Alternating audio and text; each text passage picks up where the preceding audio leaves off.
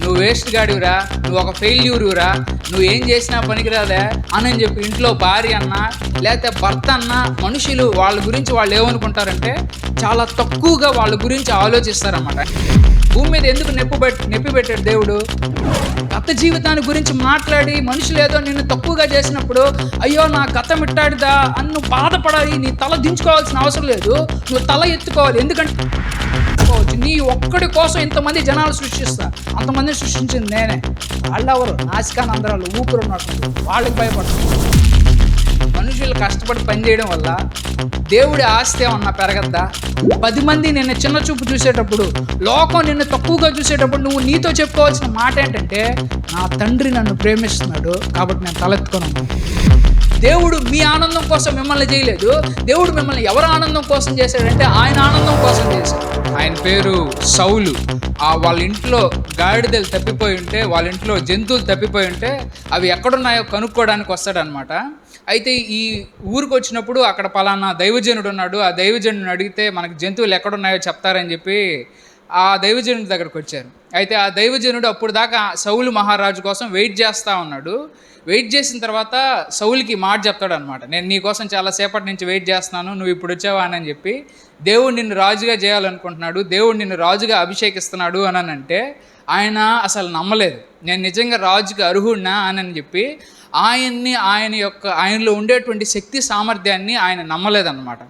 కొన్నిసార్లు మనం కూడా ఏమనుకుంటామంటే దేవుడు నీ చేత ఇది చేయిస్తాడు, దేవుడు నీ చేత అది చేయిస్తాడు అని అంటే మనం కూడా నమ్మం. అయితే ఆయన ఇక్కడి నుంచి మళ్ళీ తిరిగి ఇంటికి వెళ్ళిపోతా ఉన్నాడు.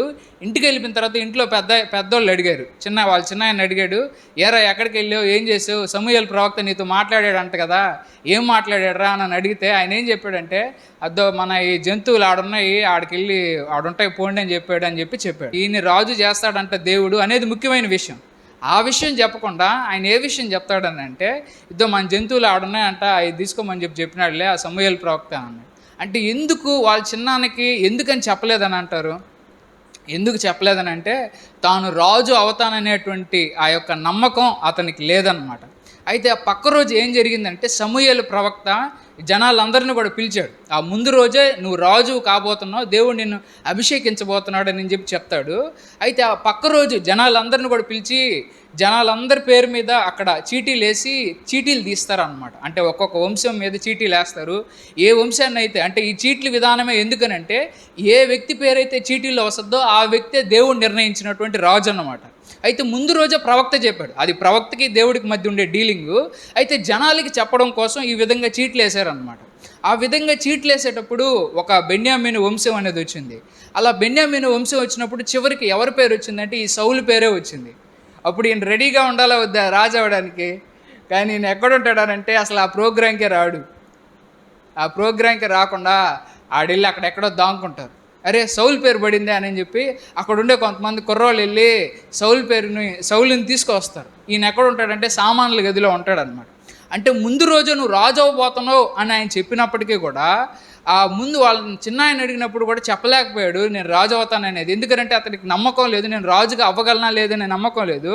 అక్కడ చీట్లు జరుగుతున్నాయి, దేవుడు నా పేరు ఏమన్నా ఉండిస్తాడేమో, దేవుడు నన్ను రాజుగా సెలెక్ట్ చేసుకుంటాడేమో, దేవుడు నన్ను రాజుగా వాడుకుంటాడేమో అనేంత నమ్మకం కూడా అతనికి లేదనమాట.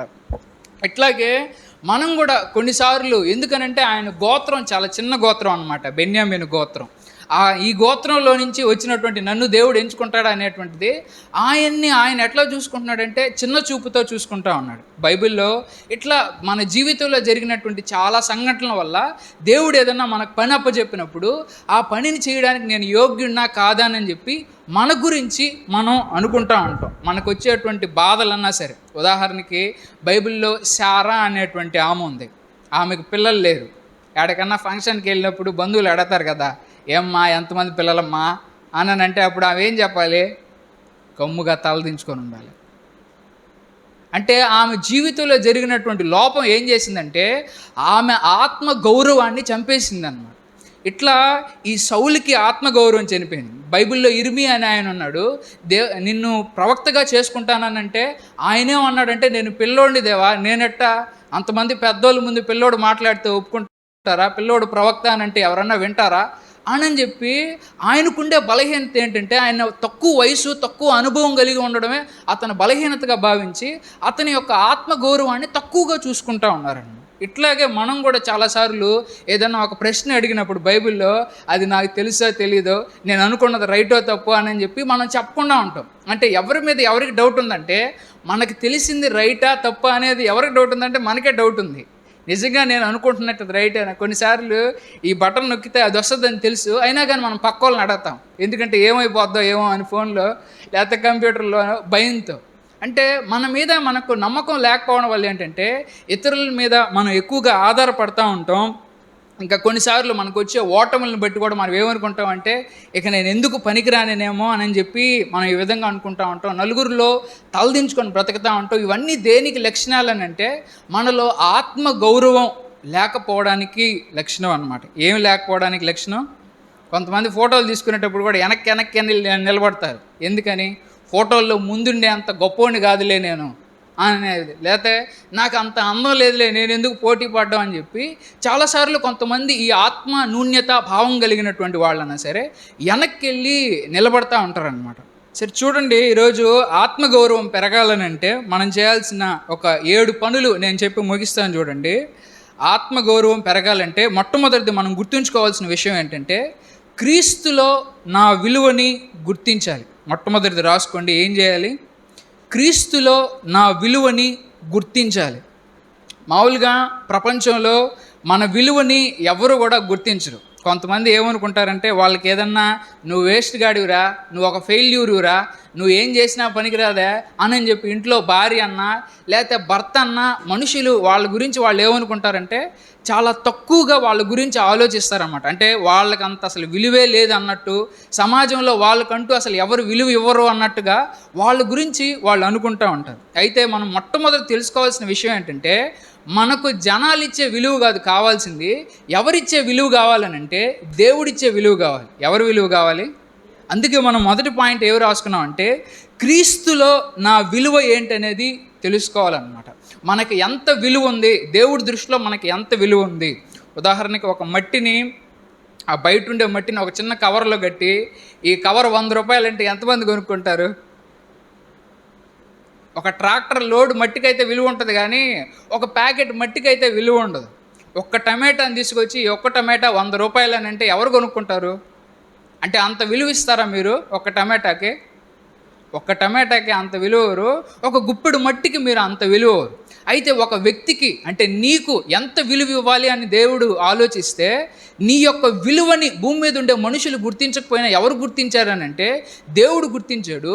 ఎంత విలువ పెట్టి నిన్ను కొనుక్కున్నాడనంటే పాపపు బానిసత్వం నుంచి ఆయన ప్రాణాన్ని దారగబెట్టి నిన్ను కొనుక్కున్నాడు. చూడండి, 1 కొరింథీ 6వ అధ్యాయము 20వ వచనంలో ఈ విధంగా ఉంటుంది, మీకోసం వెల చెల్లించబడింది. కాబట్టి మనం మనుషుల దృష్టిలో విలువైన వాళ్ళమా కాదా అని మనల్ని మనం అనుకున్నట్లయితే మనం చాలా తక్కువగా ఫీల్ అవుతాం. మనం గొప్పగా ఫీల్ అవ్వాలి, మన ఆత్మగౌరవాన్ని గొప్పగా చూడాలనంటే మనం చేయాల్సిన పని ఏంటంటే, మన విలువని మనుషుల్లో కాదు చూడాల్సింది, మనకి ఎంత విలువ దేవుడిస్తున్నాడు అనేది మనం చూడాలి. మనకి ఎంత సక్సెస్ వచ్చింది, ఎంత సక్సెస్ వస్తే అంత గొప్ప విలువ మనకు, అది కాదు. మన విలువ మన సక్సెస్ల మీద ఆధారపడి ఉండదు. మనకు ఒకవేళ ఓటములు వచ్చినా కానీ దేవుడి దృష్టిలో మనం విలువైనటువంటి వాళ్ళమే. దేవుడు భూమి మీద గొప్పగా డబ్బులు సంపాదించే వాళ్ళ కోసమే ప్రాణం పెట్టాడా, లేకపోతే పేదవాళ్ళ కోసం కూడా ప్రాణం పెట్టాడా? ఏమీ సంపాదించిన వాళ్ళ కోసం కూడా ప్రాణం పెట్టాడా లేదా? అంటే దేవుడి దృష్టిలో గొప్ప డబ్బులు సాధించిన వాడన్నా సరే, గొప్ప విజయాన్ని సాధించిన వాడన్నా ఒకటే విధం.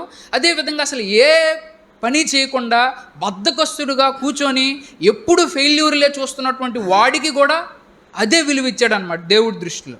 కాబట్టి నేను ఏదో గొప్ప గొప్ప పనులు చేస్తేనే, లేకపోతే గొప్ప గొప్ప సక్సెస్ సాధిస్తేనే, మనుషులు నన్ను విలువిస్తేనే అప్పుడు నేను మంచి ఆత్మగౌరవంగా ఉంటాను, అప్పుడు నాకు ఒక ఆత్మ అభిమానం అనేటువంటిది ఉంటుందనంటే అది పూర్తిగా నువ్వు ఎట్లా ఆలోచిస్తున్నావు అంటే నువ్వు తక్కువగానే ఆలోచించుకుంటా ఉన్నావు. నీ విలువ ఎక్కడి నుంచి వస్తుందనంటే దేవుడి దగ్గర నుంచి వస్తుందన్నమాట. బైబిల్లో చూడండి, ఎఫెసీయులు రాసిన పత్రిక 2:10 చూడండి, మనం దేవుని చేతి పని అయి ఉన్నాము. మనం ఎవరు అంట? ఉదాహరణకి కొంతమంది ఆడాడ ఏదైనా మొక్కలు ఉన్నాయనుకోండి, రే ఆ మొక్క ఎందుకురా, పిచ్చి మొక్క తీసి పడేసి అని అంటారు. అంటే ఆ మొక్క మనుషుల దృష్టికి ఎట్లా అనిపిస్తుంది అంటే పిచ్చి మొక్కలాగా, అసలు అది పనికిరాని మొక్కలాగా అనిపిస్తుంది. అయితే దేవుడు ఏదైనా ఒక మొక్కను చేస్తే ఆ మొక్కకి ఉపయోగం లేకుండా ఉంటుందంటారా? ఏ మొక్క భూమి మీద ఉపయోగం లేకుండా ఏది కూడా లేదు. దేవుడు చేసే ఏ మొక్కన్నా సరే దాని విలువ టైం వచ్చినప్పుడు తెలుస్తుంది, వైరస్లు వచ్చినప్పుడు తెలుస్తుంది, అనారోగ్యం వచ్చినప్పుడు తెలుస్తుంది అనమాట. కాబట్టి ఈ మొక్క వేస్ట్ రానని అన్నామనంటే మనం తెలివి లేనటువంటి వాళ్ళమే, మన ఫార్మసిస్టులను కానీ అడిగితే.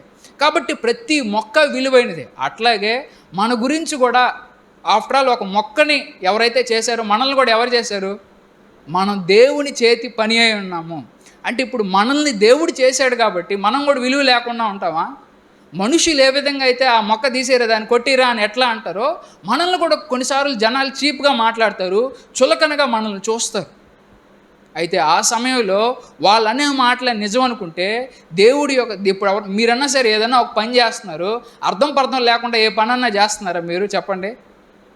మీరు చేసే ప్రతి పనికి ఒక అర్థం ఉంటుంది, అవునా కదా? అట్లాగే దేవుడు ఏదన్నా ఒక దాన్ని చేసినప్పుడు దానికి కూడా ఒక అర్థం పర్థం అనేటువంటిది ఉంటుంది అన్నమాట. బైబిల్లో ఒక ఆయన మోషే అని ఆయన, నువ్వు ఈ పని చేయాలి మోషే అని చెప్పి మోషేకి చెప్పాడు. అయితే మోషే ఏమన్నాడంటే, అయ్యా నేను నత్తోండి దేవా అని అన్నాడు. అప్పుడు దేవుడు ఒక మాట అన్నాడు, మనిషికి నాలుగిచ్చింది ఎవడు అని అన్నాడు.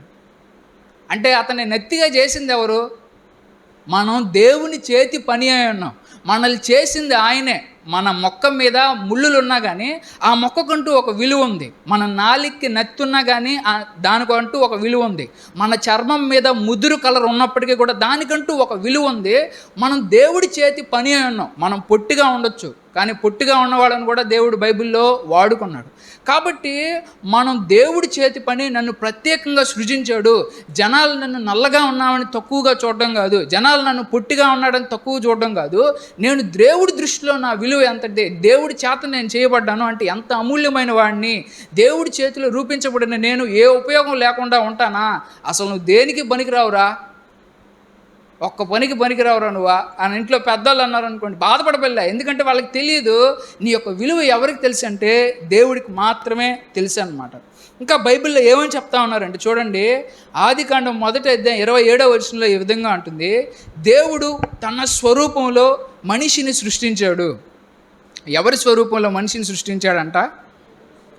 ఇప్పుడు ఉదాహరణకి పంది స్వరూపానికి ఎక్కువ విలువ ఉంటుందా, కుక్క స్వరూపానికి ఎక్కువ విలువ ఉంటుందా? కుక్క స్వరూపానికి ఎక్కువ విలువ ఉంటుందా, మనిషి స్వరూపానికి ఎక్కువ విలువ ఉంటుందా? పందిదానా, దున్నపోద్దానా, రే దున్నపోతాడా అని ఎవరన్నా అన్నారనుకో బాధపడబల్లే. ఎందుకంటే వాళ్ళకి తెలియదు, వాళ్ళు నిన్ను దేంతో పోలుస్తూ ఉన్నారంటే జంతువులతో పోలుస్తూ ఉన్నారు. కానీ నువ్వు ఎవరి పోలికనంటే సాక్షాత్తు దేవుడి పోలిక. కాబట్టి ఒకవేళ మీ ఇంట్లో ఉండేటువంటి వాళ్ళు ఇట్లా తిడుతున్నారు, అట్లా తిడుతున్నారు, నిన్ను బక్కోడా, ఒరే లడ్డమ్మే, పందిదానా అని తిడతా ఉన్నట్లయితే వాళ్ళకి భయపడాల్సినటువంటి అవసరం లేదు. నువ్వు ఎవరి స్వరూపం అనంటే దేవుడి స్వరూపం, దేవుడి పోలికలో నువ్వు ఉన్నావు. వాళ్ళు చెప్పే అన్ని అబద్ధాలు. ఏది నిజమనంటే నీకున్నటువంటి స్వరూపమే నీకు ఒక విలువని తీసుకొస్తుంది అన్నమాట. కాబట్టి వాళ్ళు ఏదో నన్ను అంటున్నారు, వీళ్ళు ఏదో నన్ను చేస్తున్నారు అని చెప్పి వాటిని చూసి మన ఆత్మగౌరవాన్ని చంపేసుకున్నట్లయితే మనలో ఉండే ఆత్మగౌరవం చచ్చిపోద్ది. వాళ్ళు చెప్పే అబద్ధాలన్నీ మనం నమ్మాల్సిన అవసరం లేదు. జనాలు ఇట్లాగే చాలా అబద్ధాలు చెప్తూ ఉంటారు వింటూ ఉంటే. కాబట్టి వాళ్ళు చెప్పే అబద్ధాలన్నీ నమ్మి, అవును కదా నేను బక్కదాని కదా, నేను లడ్డుదాని కదా, నేను పందిదాని కదా అని చెప్పి మనం అట్లా చూసుకుంటా ఉన్నట్లయితే ఏమవుద్దంటే మన యొక్క ఆత్మ న్యూన్యతాభావం, మన యొక్క ఆత్మ గౌరవం అనేది తగ్గిపోతూ ఉంటుంది.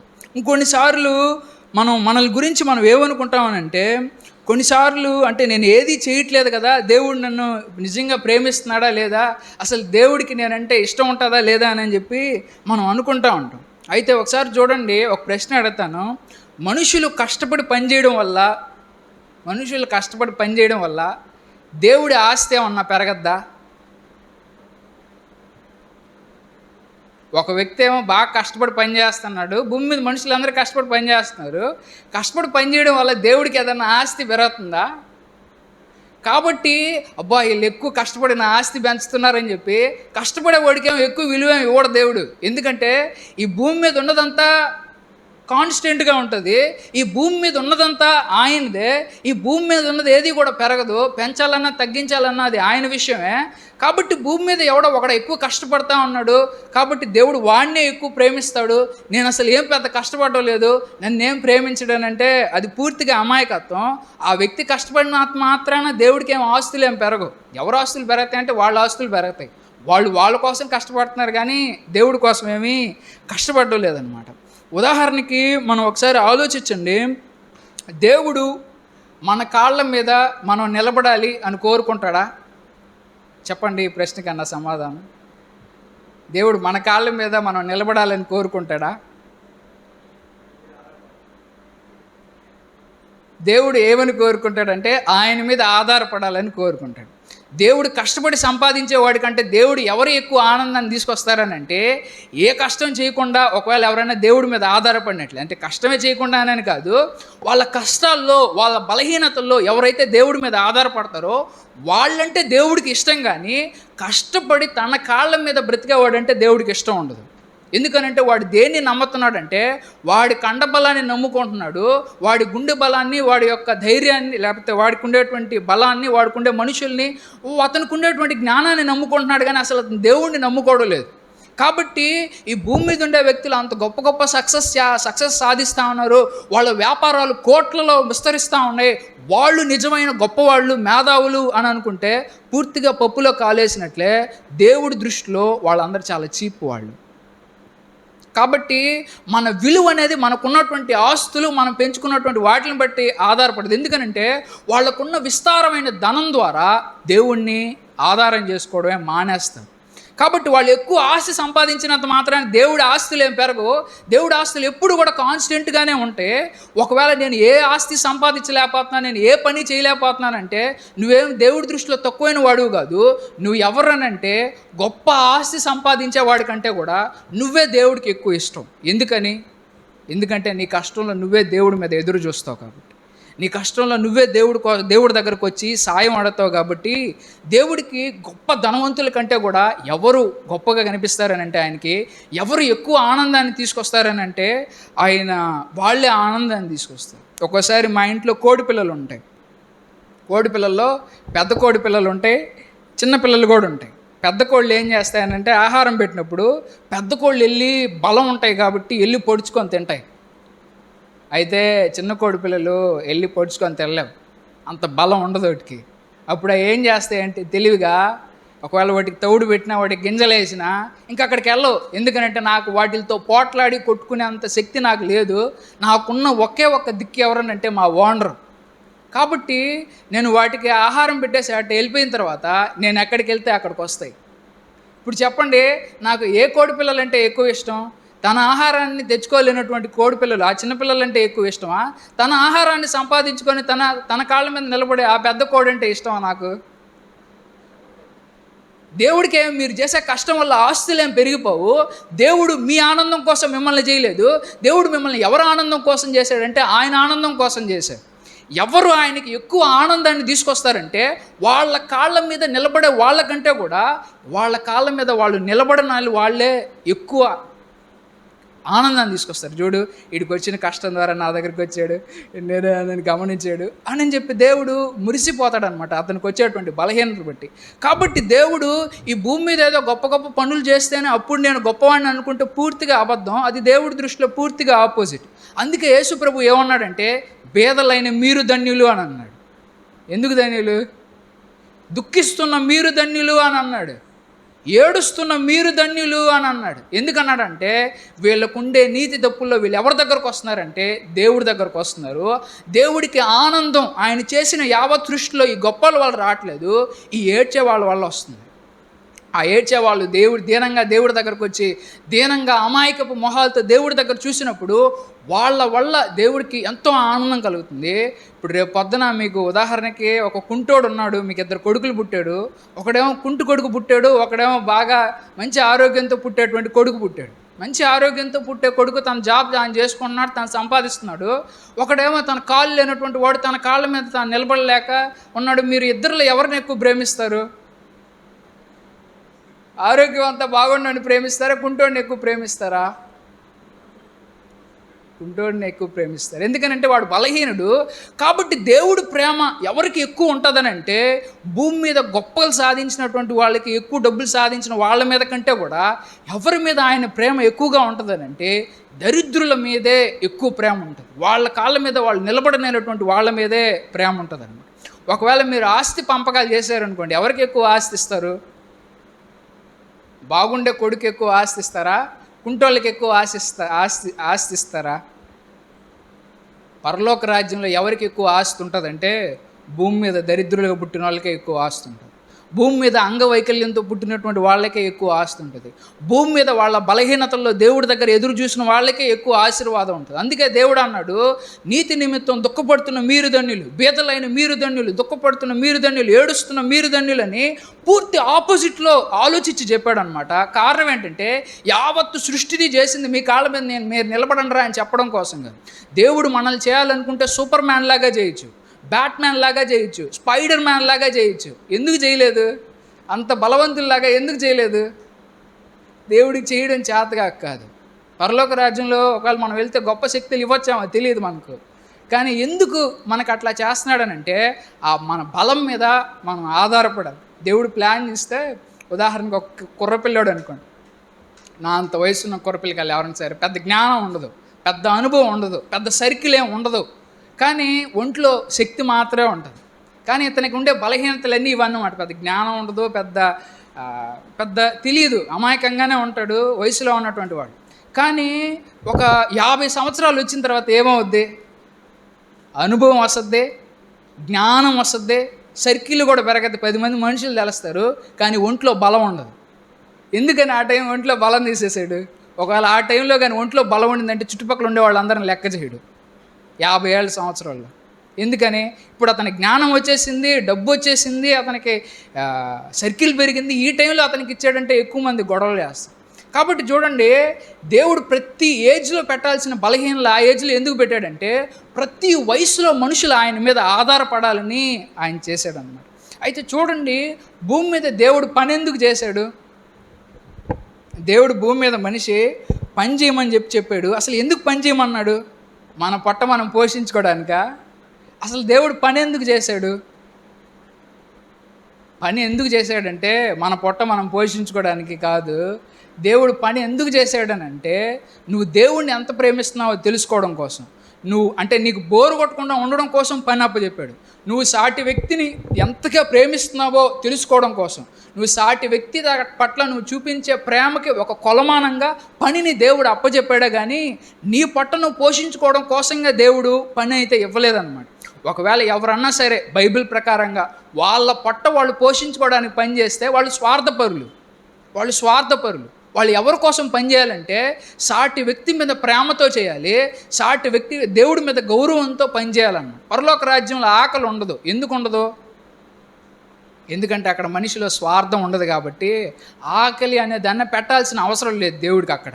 కానీ భూమి మీద మనిషికి స్వార్థం అనేది ఉంది. ఆ స్వార్థంతో పక్కోడికి సహాయం చేయడు, పక్కోడికి సేవ చేయడు. కాబట్టి వాడికంటూ ఒక లోపం పెడితే ఆ లోపం తీర్చుకోవడానికన్నా సరే పక్కన వాడికి సేవ చేస్తాడని భూమి మీద ఆకలి పెట్టాడు. పరలోక రాజ్యంలో నొప్పి ఉండదు. భూమి మీద ఎందుకు నొప్పి పెట్టాడు దేవుడు?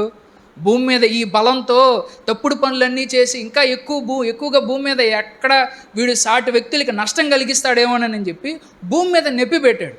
అయితే ఏ వ్యక్తి ఏ తప్పుడు పని చేయలేదనుకో, అప్పుడు నొప్పి అవసరం ఉంటుందా? పరలోక రాజ్యంలో ఎవరు తప్పు చేయరు కాబట్టి ఇంకా అక్కడ నొప్పి అవసరం ఉండదు. కాబట్టి పరలోక రాజ్యంలో నొప్పి ఉండదు. నువ్వు తప్పు చేస్తే నొప్పి వస్తుందిరా అని చెప్పడం కోసమే భూమి మీద నొప్పి పెట్టాడు. నువ్వు పని చేస్తే నీ పొట్ట నింపబడుతుందని ఆకలి పెట్టాడు. కానీ ఈ రెండు ఉండవు. ఎందుకనంటే పని వేరే, దేవుడు దేవుడు మైండ్లో ఉండేటువంటి పని వేరే. కాబట్టి పని మనం ఎందుకు చేయాలనంటే మన పొట్ట మనం పోషించుకోవడం కోసం కాదు, దేవుడు కోసం మనం పనిచేయాలి. ఎవరి కోసం పనిచేయాలంటే సాటి వ్యక్తుల పట్ల ప్రేమ కోసం పనిచేయాలి. ఎవరైతే సాటి వ్యక్తులను ఎక్కువగా ప్రేమించి ఎక్కువ కష్టపడతారో, ఎక్కువ కష్టపడినవాడికి ఎక్కువ గౌరవం వస్తుంది. కానీ ఎక్కువ తన పొట్ట కోసం ఆలోచించేవాడికి దేవుడి దృష్టిలో కానీ సమాజంలో కానీ ఎక్కువ గౌరవం అనేది ఉండదు. ఎప్పుడన్నా సరే ఏ వ్యక్తి అయినా సరే నా పొట్ట కోసమే ఆలోచిస్తే ఆ వ్యక్తి చేసే స్కామ్లు ఎవరు చేయరు. ఆ వ్యక్తి దోచుకునేది ఇంకెవరు దోచుకోరు. ఆ వ్యక్తి ఇతరులను మోసం చేసేది ఇంకెవరు కూడా మోసం చేయరు. ఎందుకనంటే ఆ వ్యక్తి తన పొట్ట చూసుకుంటున్నాడు, తన కుటుంబం గురించి ఆలోచిస్తున్నాడు, కానీ సాటి వ్యక్తి గురించి ఆలోచించడం లేదు. కాబట్టి ఈ విషయాలన్నీ మనం ఎందుకు తెలుసుకుంటున్నామనంటే, ఏదో భూమి మీద గొప్ప పనులు చేసే వాళ్ళంటేనే దేవుడికి ఎక్కువ ఇష్టం. మనుషుల దృష్టిలో ఘనంగా ఎంచబడే దేవుడి దృష్టి ఘనంగా ఎంచబడదు. దేవుడిలాగా ఆలోచించండి మీరు దేవుడి పిల్లలైతే. కాబట్టి మనుషులు ఏదైతే గొప్పగా చూస్తున్నారో అవి దేవుడి దృష్టిలో గొప్పవి కావు. చూడండి, కీర్తన 147, 10, 11 వచనాలు ఈ విధంగా ఉంటుంది. మనుషుల శక్తి సామర్థ్యాలను బట్టి ఆయనకు ఆనందం కలగదు. తన పట్ల భయభక్తులు ఉన్నవాళ్ళంటే, తన అనుగ్రహం కోసం ఎదురు చూసే వాళ్ళంటే ఆయనకు ఆనందం. కాబట్టి దేవుడు నువ్వు ఉన్న స్థితిలోనే ఆనందిస్తున్నాడు. నీకున్న ఆ తక్కువ ఆత్మాభిమానంలోనే నువ్వు మూలుగుతూ ఉన్నప్పుడు దేవుడు నిన్ను ప్రేమిస్తున్నాడు. దేవుడు ఎవరిని ఎక్కువ ప్రేమిస్తున్నాడంటే నిన్నే ఎక్కువగా ప్రేమిస్తాడు. కాబట్టి వాళ్ళతో వీళ్ళతో పోల్చుకొని నేను ఒక ఫెయిల్యూర్ని, నువ్వు అసలు దేనికి పనికిరావురా, నీకంటే మీ తమ్ముడు నయం, నీకంటే మీ అక్క నయం అని చెప్పి మీ ఇంట్లో వాళ్ళు నేను పోలుస్తూ ఉండొచ్చు. కానీ దేవుడి దృష్టిలో ఎవరు ఎక్కువ విలువైన వాళ్ళంటే వాళ్ళ కాళ్ళ మీద వాళ్ళు ఆధారపడేవాళ్ళు కాదు. ఎవరు ఎక్కువ విలువైన, నిజానికి ధనవంతులకు కూడా దేవుడి మీద ఆధారపడాల్సినటువంటి అవకాశం, దేవుడి మీద ఆధారపడాల్సినటువంటి సమస్యలు వాళ్ళకు కూడా ఉంటాయి. అయితే వాళ్ళు తెలుసుకొని దేవుడి మీద ఆధారపడితే వాళ్ళని బట్టి కూడా దేవుడు సంతోషిస్తాడు, వాళ్ళని బట్టి కూడా దేవుడు ఆనందిస్తాడు. అయితే వాళ్ళు తెలుసుకోలేదంటే వాళ్ళని బట్టి దేవుడు ఆనందించడు. ఒకరోజు వాళ్ళు నమ్ముకున్న ధనాన్ని బట్టి, వాళ్ళు నమ్ముకున్నటువంటి బలగాన్ని బట్టి ఒకరోజు వాళ్ళే బాధపడతారు. మనిషిని దేవుడు ఎందుకు చేశాడంటే ఆయన ఆనందం కోసం చేశాడే, కానీ భూమి మీద ఏదో పెద్ద పనులు చేసి కష్టం చేసి ఆయన ఆస్తులు పెంచుతామని మనల్ని చేయలేదు. భూమి మీద ఏదో పెద్ద మనం జ్ఞానం పెంచుకొని ఏదో పెద్ద చేసినంత మాత్రాన మనకి దేవుడికి ఏది కూడా రాదు. మనం చేసే పని వల్ల రూపాయి ఆదాయం లేదు దేవుడికి. కాబట్టి నేను గొప్పగా కష్టపడలేకపోతా ఉన్నాను, నేను గొప్ప గొప్ప పనులు చేయలేకపోతున్నాను, వాళ్ళలాగా గొప్పగా చదవలేకపోతున్నాను, అవన్నీ అవసరం లేదు దేవుడికి. దేవుడు నిన్ను వెల ఇచ్చి కొన్నాడు. కారణం ఏంటంటే నీ దగ్గర నుంచి దేవుడికి కావాల్సింది ఆనందం మాత్రమే. నీ అవసరతల్లో, నీ బలహీనతలో నువ్వు దేవుడి కోసం ఎదురు చూస్తే నీకంటే ఎక్కువ ఆనందం దేవుడు ఎక్కడా తెచ్చుకోలేడని.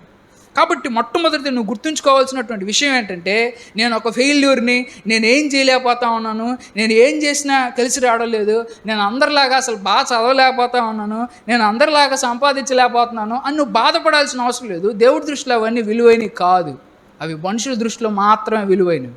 కాబట్టి అవి నీ యొక్క విలువని డిసైడ్ చేయలేవు అనే దాన్ని జ్ఞాపకం చేసుకోండి. కాబట్టి మొట్టమొదటి మనం గుర్తుంచుకోవాల్సినటువంటి విషయం ఏంటనంటే, మొట్టమొదటిది క్రీస్తులో నా విలువని మనం గుర్తించాలి.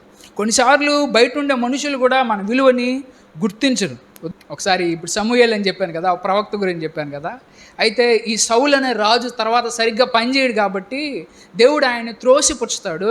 ఇంకొక కొత్త రాజుని చూపిస్తాను, వెళ్ళు పలానా ఇంటికి వెళ్ళు, పలానా యెషయా వాళ్ళ ఇంటికి వెళ్ళు, ఆ యెషయి వాళ్ళ ఇంటికి వెళ్ళు, అక్కడ నేను వాళ్ళ కొడుకులు ఉన్నారు కదా, వాళ్ళ కొడుకుల్లో ఒకరిని చూపిస్తాను, ఆ వ్యక్తిని రాజుగా చేయాలని చెప్పి ఈ సమూయేలు ప్రవక్తకి మళ్ళీ చెప్తాడు దేవుడు. అయితే సమూయేలు ప్రవక్త అక్కడికి వెళ్తాడు. వెళ్ళిన తర్వాత వాళ్ళ నాన్న వాళ్ళ అన్నోళ్ళందరినీ కూడా పిలుస్తారనమాట. ఆయనకుండే కొడుకులందరినీ కూడా పిలుస్తాడు. అబ్బా ఇతడేరా మంచి దేవుడు రాజులాగా ఉన్నాడని చెప్పి సమూయేలు ప్రవక్త అనుకుంటాడు. లేదు, ఆడు కాదు, ఆడు నాకు పనికిరాడు, నువ్వు వాడి హైట్ చూస్తున్నావు, వాడి అందం చూస్తున్నావు, వాడి కండ చూస్తున్నావు, అవన్నీ నాకు పనికిరావు, మనుషుల దృష్టిలో విలువైనది నాకు విలువైనది కాదు అని చెప్పి దేవుడు వాడు కాదు అని అంటే ఆయనకున్న కొడుకులు అందరూ అయిపోతారు. అప్పుడు ఏమయ్యా మీకు ఇంకెవరు కొడుకులు లేరా అంటే, ఉన్నాడయ్యా ఒకడు ఉన్నాడు, ఆడ గొర్రెల దగ్గర గొర్రెలు కాసుకుంటా ఉన్నాడు. వాళ్ళ నాన్న ఎందుకు పిలవలేదు, నీ కొడుకులను అందరూ పిలువయ్యా అని చెప్పి పాస్టర్ గారో లేకపోతే ప్రవక్త చెప్పిన పిలవాలా వద్దా? నా చిన్న కొడుక్కి వాడికి రాజే అంత సీన్ లేదు కాబట్టి వాడిని గొర్రెల దగ్గర పెట్టేశాం అని వాళ్ళ నాన్న కూడా ఎక్స్పెక్ట్ చేయలేదు. ఇంతమందిని పాస్టర్ గారు వచ్చారు, ప్రవక్త వచ్చారు, అందరు రాజు కోసం సెలక్షన్ జరుగుతుంటే నన్ను ఎందుకు పిలవలేదు, చూడు మా నాన్న ఎంత స్వార్థపరుడు అని బాధపడలేదు. మా నాన్న నేనేదో పెద్ద గొప్పవి సాధిస్తానని ఎక్స్పెక్ట్ చేయట్లేదు. కొన్నిసార్లు కొంతమంది తల్లిదండ్రులు అంతే, వాళ్ళ పిల్లలు ఏదో గొప్పవి సాధిస్తారని ఎక్స్పెక్ట్ చేయరు. దీని మొహం దీనికి అంత ఉందా, వీడి మొహం వీడు అసలు వచ్చిరాని కదా అని చెప్పి తల్లిదండ్రులు చాలా చీప్గా మాట్లాడతారు. ఇవన్నీ బైబిల్లో ఉన్న భక్తులు ఎదుర్కొన్నవే. కాబట్టి అవన్నీ ఏదో వదిలిచ్చినంత మాత్రం నువ్వేవో గొప్పోడు కాకుండా పోతావని అయితే కాదు. నీ విలువ మనుషులు ఇచ్చే గౌరవాన్ని బట్టి కాదు, నీ విలువ నీకు దేవుడికి మధ్య ఉండే సంబంధాన్ని బట్టి ఉంటుంది. తర్వాత దావీదు వస్తాడు, నిన్నే దేవుడు సెలెక్ట్ చేసుకున్నాడని చెప్తాడు. అయితే కొద్ది రోజుల తర్వాత గొల్లియత్ అనే వ్యక్తి వస్తాడు. గొల్లియత్ అనే వ్యక్తి ఆ సామ్రాజ్యంలోకి వచ్చి వాళ్ళందరినీ కూడా బెదిరిస్తూ ఉంటాడు. ఎవరో మీలో దమ్మున్న మొగాడు ఎవడో వచ్చి నాతో ఫైట్ చేయండిరా అని చెప్పి గొప్ప అంత ఆజానుభావుడు. అయితే ఆ సమయంలో అదే సమయంలో లక్కీగా ఈ దావీదుని వాళ్ళ నాన్న, అరే అన్నోళ్ళు ఆర్మీలో ఉన్నారా, వెళ్ళి వాళ్ళకి ఈ ఆహార పొట్లాలు ఇచ్చేసి రాపోరా అని చెప్పి పంపిస్తాడు. అయితే దావీదు అక్కడికి వెళ్ళిన తర్వాత ఏంది అతను అరుస్తున్నాడు, అతను కొట్టే మగోడు ఎవడు లేడు అంటున్నాడు, ఏంటి మన వాళ్ళు అంత మగోడు లేడా అని చెప్పి మాట్లాడుతుంటే మధ్యలో వాళ్ళ అన్న వచ్చాడు. రే నీకెందుకురా, ఆ గొర్రెలు ఏం చేసావు, ఆ గొర్రెలు ఎట్ట చేసావు, ముందు గొర్రెలు కాడకు పోరా, నీకు ఏడెందుకురా పిల్లోడివా అని విమర్శించారా లేదా?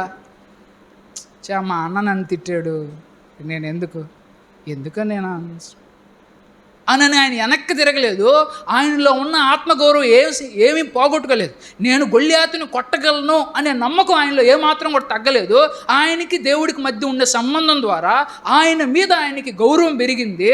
ఆయన యొక్క బలం ఎక్కడనంటే ఆయన ఆర్మీలో కూడా చేర్చుకోలేదు. తర్వాత రాజుగారి దగ్గరికి వెళ్తాడు. నేను ఫైట్ చేస్తాను రాజుగారు అని అంటే, పాపం పిల్లోడివి నీకెందుకు నాయనా, వెళ్ళు పాపం, నీకు అమాయకత్వంగా ఉన్నావు, నీకేం అర్థం కాదు, అసలు నీకు విషయం అర్థం కావట్లే పిల్లోడు నువ్వు అంటే. రాజుగారు కూడా ఎక్స్పెక్ట్ చేయట్లే అతను ఏదో పెద్ద సాధిస్తాడు, పెద్ద చేస్తాడని. కాబట్టి బైబిల్లో ఉన్న భక్తులందరూ కూడా ఎవరు ఎక్స్పెక్ట్ చేయట్లేదు. నాకెందుకులే అన్నోళ్ళు చూసుకుంటారులే, నాకెందుకు పిల్లోడిని నేనా అని అనుకుని వెనక్కి ఎనుదిరగలేదు. మనలాగా రాజులు అంటున్నారని తల్లి వాళ్ళ దగ్గర పెద్ద ఎక్స్పెక్ట్ చేయట్లేదని, అన్నలు విమర్శిస్తున్నారని వాళ్ళు ఎవ్వరిలో ఆత్మగౌరవం ఎందుకు తగ్గలేదని అంటే, వాళ్ళు ఎక్కడి నుంచి వాళ్ళ ఆత్మగౌరవాన్ని సంపాదించుకుంటున్నారంటే దేవుడి దగ్గర నుంచి వాళ్ళ ఆత్మగౌరవాన్ని సంపాదించుకుంటున్నారు. కాబట్టి ఇన్ని వరుసగా ఆయనకు వచ్చినప్పటికీ ఆయన పర్ఫార్మెన్స్ని అందరూ నెగ్లెక్ట్ చేసినప్పటికీ, ఆయన చేయగలడా లేదా అని అందరూ అనుమానించినప్పటికీ ఆయన ఆత్మగౌరవం ఏమాత్రం తగ్గలేదు. కాబట్టి నీ యొక్క ఆత్మగౌరవం ఎప్పుడు తగ్గద్దనంటే, వాళ్ళేదో నిన్ను అంటారు, వీళ్ళేదో నిన్ను అంటారని అంటే దాన్ని బట్టి నీ యొక్క ఆత్మగౌరవం ఉండదు. దేన్ని బట్టి నీ యొక్క ఆత్మగౌరవం ఉంటుందనంటే, నీకు దేవుడికి మధ్య ఉండే రిలేషన్షిప్, దేవుడి మీద నువ్వు ఎంతగా ఆధారపడితే దేవుడు నీకు ఎంతగా సహాయం చేస్తాడని నమ్మకం, విశ్వాసం నీలో ఉంటే దాన్ని బట్టే నీ ఆత్మవిశ్వాసం పెరగద్దు. కానీ బయట ఉండే మనుషులు పొగిడినంత మాత్రాన నీ ఆత్మవిశ్వాసం ఏం పెరగదు, పెరిగినా అది ఎక్కువ కాలం ఉండదు. కాబట్టి దావీదు తర్వాత దేవుణ్ణి బట్టి ధైర్యం తెచ్చుకుంటాడు, వెళ్తాడు, కొడతాడు, చేస్తాడు. అయితే దేవుడు ఆయన ఆర్మీకి కూడా తీసుకోలేదు. ఆయన ఎవరు ఆర్మీలో ఉన్నాడంటే దేవుడు ఆర్మీలో ఉన్నాడు. వాళ్ళ అన్నోళ్ళందరూ ఆర్మీలో ఉన్నారు. దేవుడు ట్రైనింగ్ వేరే విధంగా ఇచ్చాడు. దేశాన్ని కాపాడేవాడు ఆర్మీలో లేడు, దేశాన్ని కాపాడేవాడు ఎక్కడున్నాడంటే దేవుడి దగ్గర ట్రైనింగ్లో ఉన్నాడు. టైం వచ్చినప్పుడు హెచ్చిస్తాడు దేవుడు. కాబట్టి మీరు గుర్తుంచుకోవాల్సినటువంటి విషయం ఏంటంటే, మనకు వచ్చేటువంటి ఓటములు, ఉదాహరణకి బైబిల్లో యోసేపు అనే ఆయన ఉన్నాడు.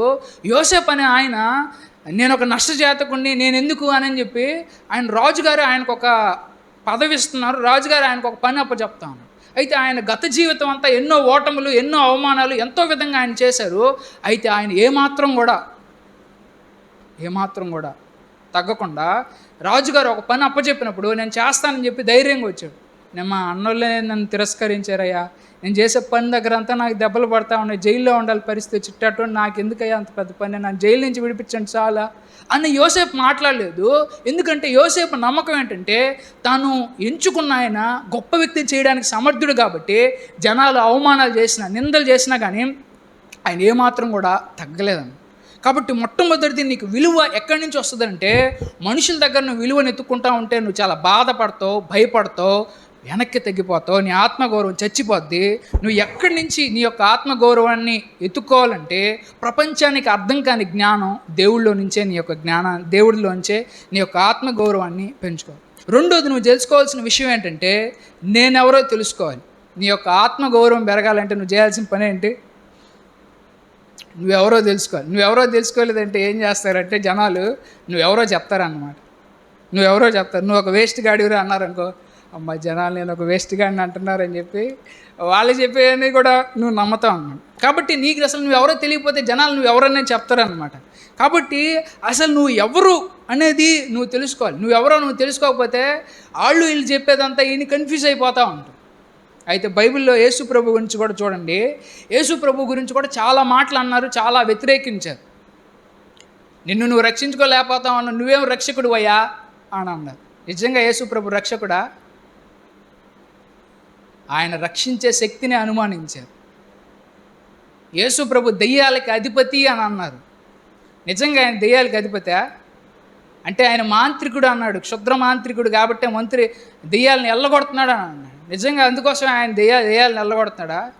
నేను దెయ్యాలకి అధిపతిని కాదు, దెయ్యాలకి శత్రువుని, నేను యేసుని, నేను రక్షకుణ్ణి అని చెప్పి ఆయనకు తెలుసు. కాబట్టి ఆయన మనుషులనే విమర్శలకి ఆయన బాధపడలేదు. ఇంకా యేసు ప్రభుని ఏమన్నారంటే తాగుబోతూ తిండిపోతా అని అన్నారు. బాధపడలేదు, ఎందుకంటే ఆయన ఎంత తింటాడో ఎంత ఆతాడో ఆయన తెలుసు. కాబట్టి మనుషులు అనే దాని గురించి ఆయన బాధపడలేదు. వాళ్ళ అమ్మకి ఆయన అక్రమ సంతానం అని అన్నారు. మా అమ్మని అట్ట అంటారా, నన్ను అట్ట అంటారా? బాధపడలేదు. ఎందుకని? అతను ఎవరో అతనికి తెలుసు, ఆయన ఎవరో ఆయనకి తెలుసు. కాబట్టి వాళ్ళు వీళ్ళనే మాటలను బట్టి అమ్మ నన్ను ఎట్ట అంటున్నారే, నేను ఎట్ట చేస్తున్నారే అని ఆయన భయపడలేదు. ఇవన్నీ కూడా ఆయనకు వచ్చినటువంటివి. ఎవరన్నా యేసంట మన యోసేపు అన్న కొడుకు కదా, వడ్రైన వాళ్ళని కొడుకు కదా. కొన్నిసార్లు మీ గురించి కూడా చీప్గానే ఇట్లాగా మాట్లాడచ్చు, వాళ్ళ కొడుకు కదా, ఆయన గొప్పోడు. యేసు ప్రభు గురించి కూడా అట్లాగే మాట్లాడు. ఒక్కోసారి ఆయన ఏమన్నాడంటే మీరు నా రక్తం తాగాలి, నా శరీరాన్ని తినాలి అని అన్నప్పుడు చాలామంది యేసు ప్రభు దగ్గరికి వచ్చిన వాళ్ళందరూ ఆయన వదిలిపెట్టేసి వెళ్ళిపోయారు. ఆయన చర్చికి వచ్చిన వాళ్ళందరూ ఆయన వదిలిపెట్టేసి వెళ్ళిపోయారు. అంటే ఆయన మాటలను వాళ్ళు అపార్థం చేసుకున్నారు. కాబట్టి ఆయన గొప్పతనాన్ని వాళ్ళు అర్థం చేసుకోలేదు. ఒకసారి వాళ్ళ ఇంట్లో యేసు ప్రభు వాళ్ళ శిష్యులతో భోజనం చేస్తామంటే వాళ్ళ ఇంట్లో వాళ్ళు వచ్చి ఆయనకి పిచ్చి పట్టిందని చెప్పి యేసు ప్రభుని తీసుకొని వెళ్ళిపోయారు. ఎవరు? వాళ్ళ ఇంట్లో వాళ్ళే, బయట వాళ్ళు కాదు. నన్ను పిచ్చి పట్టింది, నాకు పిచ్చి పట్టింది అంటారా? అరే నిజంగా నేను మెంటలోని కావాలా అని చెప్పి ఆయన బాధపడలేదు. ఒకసారి యేసు ప్రభు ఒక పండగ జరుగుతా ఉంది, పో జనాల దగ్గరకు పో, ఎప్పుడు నీ చుట్టుపక్కల నలుగురు జనాలు, ఆ పాపులారిటీ కదా నీకు కావాలా, పోయి 4 అద్భుతాలు చేసుకొని చుట్టూ జనాలు పోగేసుకోబో అని ఇంట్లో వాళ్ళ తమ్ముళ్ళు అందరూ అన్నారు. ఆయన పాపులారిటీని ఆయన కోరుకోలేదు. జనాలు ఈ విధంగా ఆయన అంటున్నారు, మనల్ని అంటున్నారు. ఆయన్ని పాపుల స్నేహితుడు అని అన్నారు. నువ్వు కూడా చెడ్డోళ్ళతో స్నేహం చేస్తే జనాలు నిన్ను కూడా అది కూడా అనొచ్చు, కానీ వాళ్ళనే మాటలు నీకు కాదు, నువ్వు ఎవరు అనేది నీకు తెలియాలి. యేసు ప్రభువుని దేవదూషకుడు అని అన్నాడు. దేవుణ్ణే దూషిస్తున్నాడు, తను దేవుణ్ణి అని చెప్పుకుంటున్నాడు, పాపాలు క్షమిస్తున్నాడు అని. ఈరోజు కూడా పలానా స్వస్థత అబద్ధం అని అంటే ఆ వ్యక్తిని కూడా దేవదూషకుడు అని అంటారు. కాబట్టి ఏదో ఆ కాలం వేరు, ఈ కాలం వేరు, అప్పట్లో వచ్చేటువంటి విమర్శలు వేరు, ఇప్పట్లో వచ్చే విమర్శలు వేరు అని అంటే పూర్తిగా అబద్ధం. ఆ కాలం ఎట్టుందో ఈ కాలం అట్టే ఉంది. యేసు ప్రభు ఆయన పని ఆయన చేసుకుంటా ఉంటే ఈయన పలానా ప్రభుత్వానికి వ్యతిరేకంగా పనిచేస్తున్నాడు, ప్రభుత్వానికి వ్యతిరేకంగా ఆయన ఏదో పలానా పార్టీకి వ్యతిరేకంగా పనిచేస్తున్నాడు అని. ఈరోజు క్రైస్తవులకు కూడా వ్యతిరేకంగా పలానా క్రైస్తవులు ఆ పార్టీకి వ్యతిరేకంగా పనిచేస్తున్నారని అంటున్నారు. విమర్శలు ఎప్పుడు వస్తానే ఉంటే, అయితే వీళ్ళు చెప్పే విమర్శలన్నీ నిజం అనుకుంటే అసలు నువ్వెవరో నీకు తెలియదు. యేసు ప్రభు 18 సార్లు ఎవరో ఆయన డిఫైన్ చేసుకున్నాడు. నేను మార్గాన్ని, సత్యాన్ని, జీవాన్ని, నేనే మార్గం, నేనే సత్యం అన్నాడు. నేనే గొర్రెల గొప్ప కాపరిని అని అన్నాడు. నేనే వెలుగుని అని అన్నాడు. ఎందుకు చెప్పాడు ఇవన్నీ? వాళ్ళు ఆ విధంగా అంటూ ఉంటుంటే ఈయన ఆ విధంగా చెప్తా ఉన్నాడు. వాళ్ళు ఆ విధంగా మాట్లాడుతూ ఉంటే నేను ఈ విధంగా గొర్రెల కాపరిని, నేనే వెలుగుని అని చెప్పి, నేనే దేవుని కుమారుని అని చెప్పి, నేనే మనుష్య కుమారుని అని చెప్పి, నేనెవరో ఆయనకి తెలుసు. కాదా? అవునా కదా? చెప్పండి. మనుషులేమో నీకు మెంటల్ వచ్చిందయా అని అంటే ఆయన అసలు ఆ మాటలన్నీ పట్టించుకోవట్లేదు. నేను ఒక మనుష్య కుమారుణ్ణి అని అంటున్నాడు. నువ్వు రక్షించుకోలేనాడు, నువ్వే రక్షకుడు అంటే లేదు, నేను రక్షకుడిని. యేసు అంటే రక్షకుడు అని అర్థం, రక్షిస్తాడు. జనాలకి ఆయన విలువ ఆయనకి తెలియలేదు, ఆ సమయంలో ఆయన విలువ తెలియలేదు. కాబట్టి వాళ్ళ ఇంట్లో ఉన్న వాళ్ళందరూ కూడా ఆయన అట్లాగా చేశారు. ఆ సమయంలో నువ్వు గుర్తుంచుకోవాల్సిన విషయం ఏంటంటే, నువ్వెవరో తెలియకపోతే మీ ఇంట్లో మీ అమ్మ నాన్నలే నేను తక్కువగా చూస్తాను. నువ్వెవరో తెలియకపోతే బయట ఉండే వాళ్ళందరూ కూడా చెప్పేది నిజం అనుకొని దాన్నే నమ్మేస్తాను. కాబట్టి యేసు ప్రభుకి ఆయన ఎవరో తెలుసు. నేనే జీవపు ఆహారాన్ని అని అన్నాడు, నేనే సత్యాన్ని అని అన్నాడు. ఇవన్నీ ఎవరికి తెలిసింది? ఆయన గురించి ఎవరో ఆయనకి తెలుసు. కాబట్టి జనాలు చెప్పే అబద్ధాలను ఆయన నమ్మి ఏ రోజు కూడా బాధపడలేదు, కుంచుకుపోలేదు, తలెత్తుకొని బ్రతకలేనటువంటి స్థితిలో ఏ రోజు యేసు ప్రభు జీవించలేదు. ఆయన ఎవరిని సంతోషపెట్టడానికి భూమి మీదకి వచ్చాడంటే మనుషుల సంతోషం కోసం రాలేదు, దేవుడి సంతోషం కోసం మాత్రమే వచ్చాడు. అయితే మీరెవరు? ఇదంతా దేవుడు ఆయన గురించి చెప్పుకున్న మాటలు. అయితే మీ గురించి ఏమని చెప్పాడు? ఒకవేళ మీ ఇంట్లో నేను టార్చర్ చేస్తూ ఉండొచ్చు. ఏం తెచ్చావమ్మా, మీ పుట్టింట్లో నుంచి ఏం తెచ్చావమ్మా, ఏదో పెద్ద ఊపు పూట వచ్చింది అని చెప్పి నిన్ను అసభ్యంగా ఉండొచ్చు. అలా మాట్లాడినంత మాత్రాన నీ గౌరవం పోదు. ఒకవేళ నువ్వు ఒక అనాథ అయి ఉండొచ్చు, నీకు తల్లిదండ్రులు ఎవరు లేకపోయి ఉండొచ్చు. నువ్వు ఒక అనాథవు కాదు, నువ్వు ఎవరు అని అంటే దేవుని బిడ్డవి. ఎవరివి? మీ అమ్మ ఎవరితోనో పడుకొని నేను కనుండొచ్చు, నాకు తండ్రి లేడు, నాకు ఎవరు స్కూల్లో చదివిస్తారు, నాకు ఆధార్ కార్డులో ఎవరు తండ్రిగా ఉంటాడు, నీకు ఎవరు తండ్రి అవసరం లేదు, నీకు దేవుడే తండ్రి. కాబట్టి నువ్వు గుర్తుంచుకోవాల్సినటువంటి విషయం ఏంటనంటే, జనాలు అనే మాటలను బట్టి వాళ్ళు చెట్టే తిట్లు మీ ఇంట్లో నిన్ను ఈ విధంగా ఘోర హింస చేస్తుండొచ్చు. మీ ఇల్లు నీ కుటుంబం కాదు. నువ్వు ఎవరి కుటుంబం అంటే దేవుడి కుటుంబం. ఎవరి కుటుంబం? చూడండి, ఆ వచనం చదువుతాను. యోహాను 1:12 ఈ విధంగా ఉంటుంది. అయినా ఆయనను ఎందరూ అంగీకరించారో వారందరికీ, అనగా తన పేరును నమ్మిన వారందరికీ దేవుని పిల్లలుగా అయ్యే అధికారాన్ని ఆయన ఇచ్చాడు. కాబట్టి నువ్వు ఎవరు బిడ్డవి? నా కడుపున చెడబుట్టేవరా నువ్వా అని మీ అమ్మా నాన్నోళ్ళే మీ పిల్లోడని గర్వంగా చెప్పుకోలేకపోవచ్చు. కానీ దేవుడు చెప్పుకుంటున్నాడు ఎవరనంటే, నువ్వు ఆయన బిడ్డవని. ఆయన బిడ్డ అయ్యే అధికారాన్ని దేవుడు నీకు ఇచ్చాడంట. ఆయన బిడ్డ అయ్యే అధికారం అంటే ఏంటి? ఉదాహరణకి మా ఇంట్లో మా పిల్లకాయలు పుట్టారనుకోండి, మా ఇంట్లో ఏదంటే కలిపెడతారు, వాళ్ళకి అధికారం ఉంది. బయట ఇంట్లో వేరే వాళ్ళ పిల్లలు వచ్చారనుకోండి, మా ఇంట్లో వస్తువులన్నీ కలిపెడతారా? మా ఇంట్లో వస్తువులు కలిపెట్టే అధికారం వాళ్ళకి లేదు. నువ్వు దేవుడి పిల్లోడు అయితే, నువ్వు దేవుని బిడ్డవైతే, యావత్ సృష్టి మీద కంటికి కనిపించే ఈ లోకం, ఈ భూమి చూసి ఇదేదో పెద్ద ప్రపంచం అనుకుంటే నువ్వు పొరపాటు పడినట్లే. ఇది చాలా చిన్నది, చాలా అంటే చాలా చిన్నది. అసలైన ప్రపంచం ఒకరోజు చూసినప్పుడు ఆ మొత్తం ప్రపంచానికి నువ్వే పిల్లవాడివి, ఆ మొత్తం ప్రపంచం మీద నీకు అధికారం ఉందని తెలుసుకున్నప్పుడు నీ గొప్పతనాన్ని బట్టి నువ్వు ఆశ్చర్యపో. మా ఇంట్లో మా అమ్మ మా నాన్న నాకు ఆస్తులు పంచిపెట్టలేదు, మా తోబుట్టులతో పాటు నాకు ఆస్తి పంచిపెట్టలేదని బాధపడాల్సిన అవసరం లేదు. ఎందుకనంటే మీ తల్లిదండ్రుల దృష్టిలో నువ్వు చీపే కావచ్చు, కానీ నీకు ఎవరి వారసత్వం దొరికిందంటే దేవుడి వారసత్వం దొరికింది. దేవుడే నీకు తండ్రి, దేవుడే నీ వారసుడు, ఆయనకున్న ఆస్తి అంతా నీదే. కాబట్టి మీ నాన్నతో నీకు ఆస్తి పంపకాలు చేయలేదని చెప్పి నువ్వేం బాధపడాల్సిన అవసరం లేదు. మా నాన్న నన్ను గొప్పవాడుగా చూడట్లేదని నువ్వేం బాధపడాల్సిన అవసరం లేదు. నువ్వు ఎవరి దృష్టిలో గొప్పవాడు అని అంటే, నువ్వు దేవుడి దృష్టిలో గొప్పవాడివి, నువ్వు దేవుడి బిడ్డవి. దాన్ని బట్టి నువ్వు గర్వించు. కాబట్టి నువ్వు ఎవరనంటే దేవుని బిడ్డవు అనే విషయాన్ని జ్ఞాపకం చేసుకో. కాబట్టి నీ ఇంట్లో నిన్ను విమర్శించినా, నీ ఇంట్లో వాళ్ళే నిన్ను వెలివేసి ఏదో వేరుగా చూసినప్పటికీ నువ్వు భయపడాల్సిన అవసరం లేదు. నువ్వు చెప్పుకోవాల్సిన విషయం ఏంటంటే, ఎవరికో చెప్పాల్సిన దానికి కాదు అని చెప్పేది, నువ్వే నీ హృదయంతో చెప్పుకోవాలి. నువ్వే నీ హృదయంతో చెప్పుకోవాలి, నేను దేవుని బిడ్డని అని చెప్పాలి. యేసు ప్రభు, నేను గొర్రెల కాపరిని, నేను రక్షకుడిని, నేనే నిజమైన మార్గాన్ని ఎట్లా చెప్పాడో నువ్వు చెప్పాలి. ఏమని? ఎవరితో చెప్పాలి? మనుషులతో కాదు, నీతో నువ్వే చెప్పాలి, నేను దేవుని బిడ్డని అని చెప్పి నువ్వు చెప్పాలి. అలా చెప్పకపోతే నీ ఆత్మతో న్యూనతా భావం నీకు దెబ్బతింటుంది. ఒకవేళ ఇంటర్వ్యూలోకి వెళ్ళావు, సెలెక్ట్ చేసుకోలేదు, ఆడిషన్స్లోకి వెళ్ళావు, సెలెక్ట్ చేసుకోలేదు, లేకపోతే ఏదో స్పోర్ట్స్ ప్రోగ్రాంలోకి వెళ్ళావు, సెలెక్ట్ చేసుకోలేదు, రాజకీయాల్లోకి వెళ్ళావు, జనాలు నిన్ను సెలెక్ట్ చేసుకోలేదు. నిన్ను ఎవరు సెలెక్ట్ చేసుకున్నారంటే దేవుడే నిన్ను సెలెక్ట్ చేసుకున్నాడు. చూడండి, 1 పేతురు 2:9 మీరు దేవుడు ఎన్నుకొన్న ప్రజలు. ఎవరంట మీరు? వాళ్ళు సెలెక్ట్ చేసుకోలేదు, వీళ్ళు సెలెక్ట్ చేసుకోలేదు, నేను దేనికి పనికిరానంటే నువ్వు ఎప్పుడు అలానే ఉంటావు. వాళ్ళు సెలెక్ట్ చేసుకొని వీళ్ళు సెలెక్ట్ చేసుకున్నారని బాధపడితే నీ యొక్క ఆత్మగౌరవం ఎప్పటికీ దెబ్బతింటుంది. నువ్వు దేన్ని బట్టి గర్వించాలనంటే, దేవుడు నన్ను సెలెక్ట్ చేసుకున్నాడు, వాళ్ళకి వీళ్ళకి నేను పనికిరానేమో, వాళ్ళకి వీళ్ళకి నా విలువ తెలియదు, దేవుడు నిన్ను ఎన్నుకున్నాడని చెప్పి నీకు నువ్వు చెప్పుకోవాలి. నీకు నువ్వు చెప్పుకున్నప్పుడే నీ యొక్క ఆత్మగౌరవం పెరగద్ది. మీరు రాజవంశానికి చెందిన యాజకులు. రాజవంశానికి చెందిన యాజకులు అని అంటే, పాత నిబంధన కాలంలో ఎప్పుడన్నా సరే మోషే సమయంలో నిబంధన జరిగేటప్పుడు, అంటే అంతంత ముందంతా నిబంధనలు ఎట్ట జరిగాయంటే, సాధారణ మనుషులకి దేవుడికి పెద్ద టచ్ ఉండదు అన్నమాట. ఎప్పుడన్నా సరే వాళ్ళు ఏం చెప్తారంటే, దేవుడు వచ్చాడు, దేవతలు వచ్చారు, వచ్చిన తర్వాత శాస్త్రి గారు లేకపోతే పలానా వాళ్ళు వెళ్తారు, ప్లస్ రాజుగారు వెళ్తారు.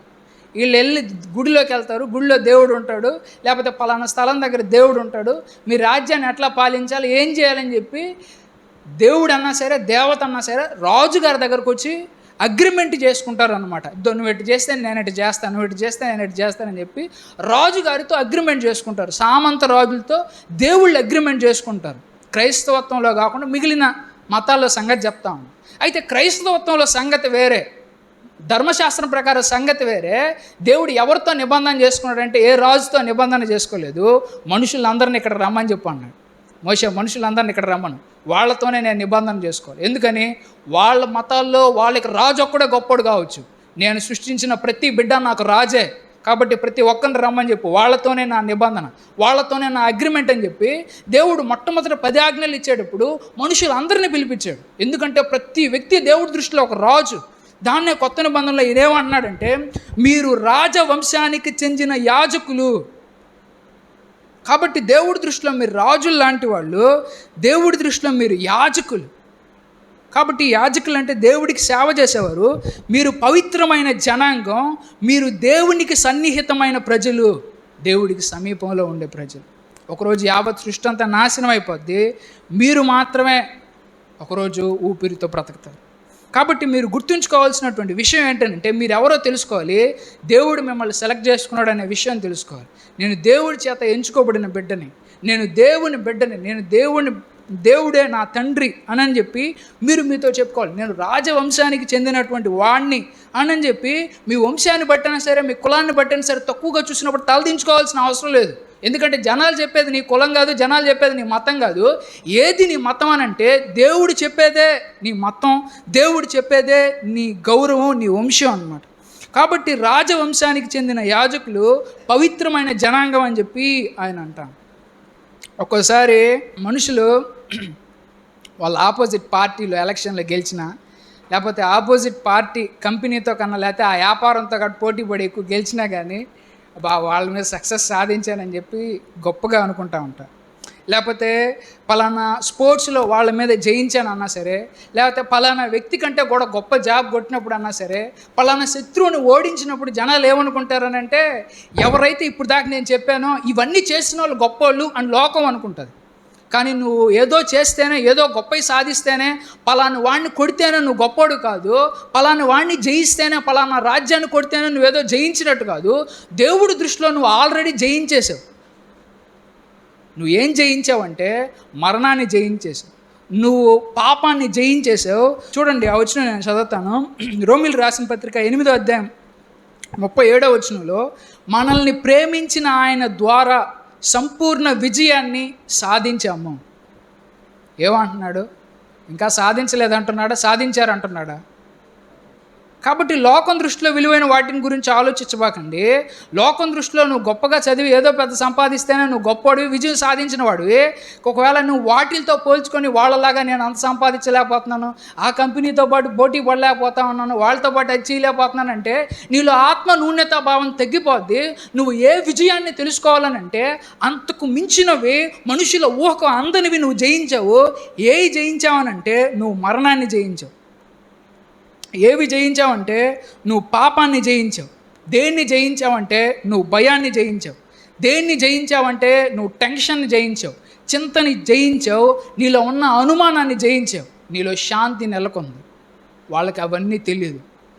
వాళ్ళు ఎప్పుడు భయాల్లో ఉంటారు, ఎప్పుడు పాపాల్లో చిక్కుకుపోయి ఉంటారు. కానీ నువ్వైతే లోకంలో వాళ్ళు పరిగెత్తేటువంటి ఆ విజయాల వైపు కాకుండా దేవుడి దగ్గరకు వచ్చావు కాబట్టి దేవుడు నీకు ఇచ్చే విజయం అది. చూడండి, అదే మాట వేరే ట్రాన్స్లేషన్లో ఈ విధంగా ఉంటుంది. అయినా మనల్ని ప్రేమించిన వాని ద్వారా మనం అన్ని విషయాల్లో జయించిన వారికన్నా అధికంగా ఉన్నాము. జయించిన వారికన్నా అధికంగా ఉన్నాము. కాబట్టి ఎలక్షన్లో మాకు అంత పార్టీకి అంత రాలేదు, లేకపోతే నేను ఎంత చేసిన జనాలు నన్ను ఏం గుర్తించడం లేదు, నాకు అసలు ఏ విజయం రావట్లేదు. ఆ విజయం కాదు. ఒకవేళ నువ్వు ఈ లోకంలో వచ్చేటువంటి ఈ విజయాలే చూసుకొని నువ్వు బాధపడితే నీ ఆత్మగౌరవం దెబ్బతింటుంది. ఇన్ని విజయాలు సాధించిన వాళ్ళందరూ లేపు ఒక ఊపిరి లేకుండా చచ్చిపోతారు. ఆ విజయాలన్నీ ఒకరోజు వాళ్ళకి విలువ లేనివిగా అనిపిస్తాయి. ఈ భూమి మీద ప్రపంచంలో కనిపించే వాటి ద్వారా నువ్వు విలువను వెతుక్కున్నట్లయితే నీ ఆత్మగౌరవం రోజు రోజుకి చచ్చిపోద్ది. నువ్వు తెలుసుకోవాల్సింది ఏంటంటే నీ విజయం ఆల్రెడీ యేసు ప్రభువులో నీకు వచ్చేసింది. పరిశుద్ధాత్మ దేవుడు నీలో ఉండబట్టి నీలో ప్రశాంతత అనేది వచ్చేసింది. నువ్వు భయాన్ని జయించావు, పాపాన్ని జయించావు. నువ్వు సాధించిన విజయం ఎలాంటిదో కూడా బయట ఉండే వాళ్ళకి తెలియదు. కాబట్టి నువ్వు సాధించిన విజయాలను బట్టి నువ్వు ధైర్యంగా, కాబట్టి నువ్వేం సాధించలేదు, నువ్వే విజయం సాధించలేదంటే నువ్వు దేవుడి దగ్గరకు వచ్చావు. కాబట్టి నువ్వు చెప్పుకోవాల్సింది ఏంటంటే, నేను విజయవంతుణ్ణి, నేను విజయాన్ని సాధించాను. నువ్వు సాధించావు. దేన్ని సాధించావు? మరణం గెలిచావు. బయట వాళ్ళకి ఆ మరణాన్ని వాళ్ళు జయించలేవు. ఒకరోజు వాళ్ళు ఊపిరి లాంటి వాళ్ళు అయిపోతారు, గడ్డి లాంటి వాళ్ళు అయిపోతారు.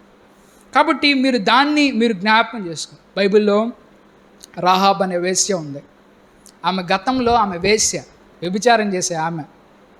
అయితే తర్వాత ఇశ్రాయేలు ప్రజలు అక్కడి నుంచి ఇక్కడికి వచ్చేసారు. ఈమె ఎవరంటే బయట దేశపు ఆమె. అయితే ఈ దేవుడి మీద నమ్మకం ఉంది కాబట్టి ఈ దేవుడి దగ్గరికి వచ్చింది.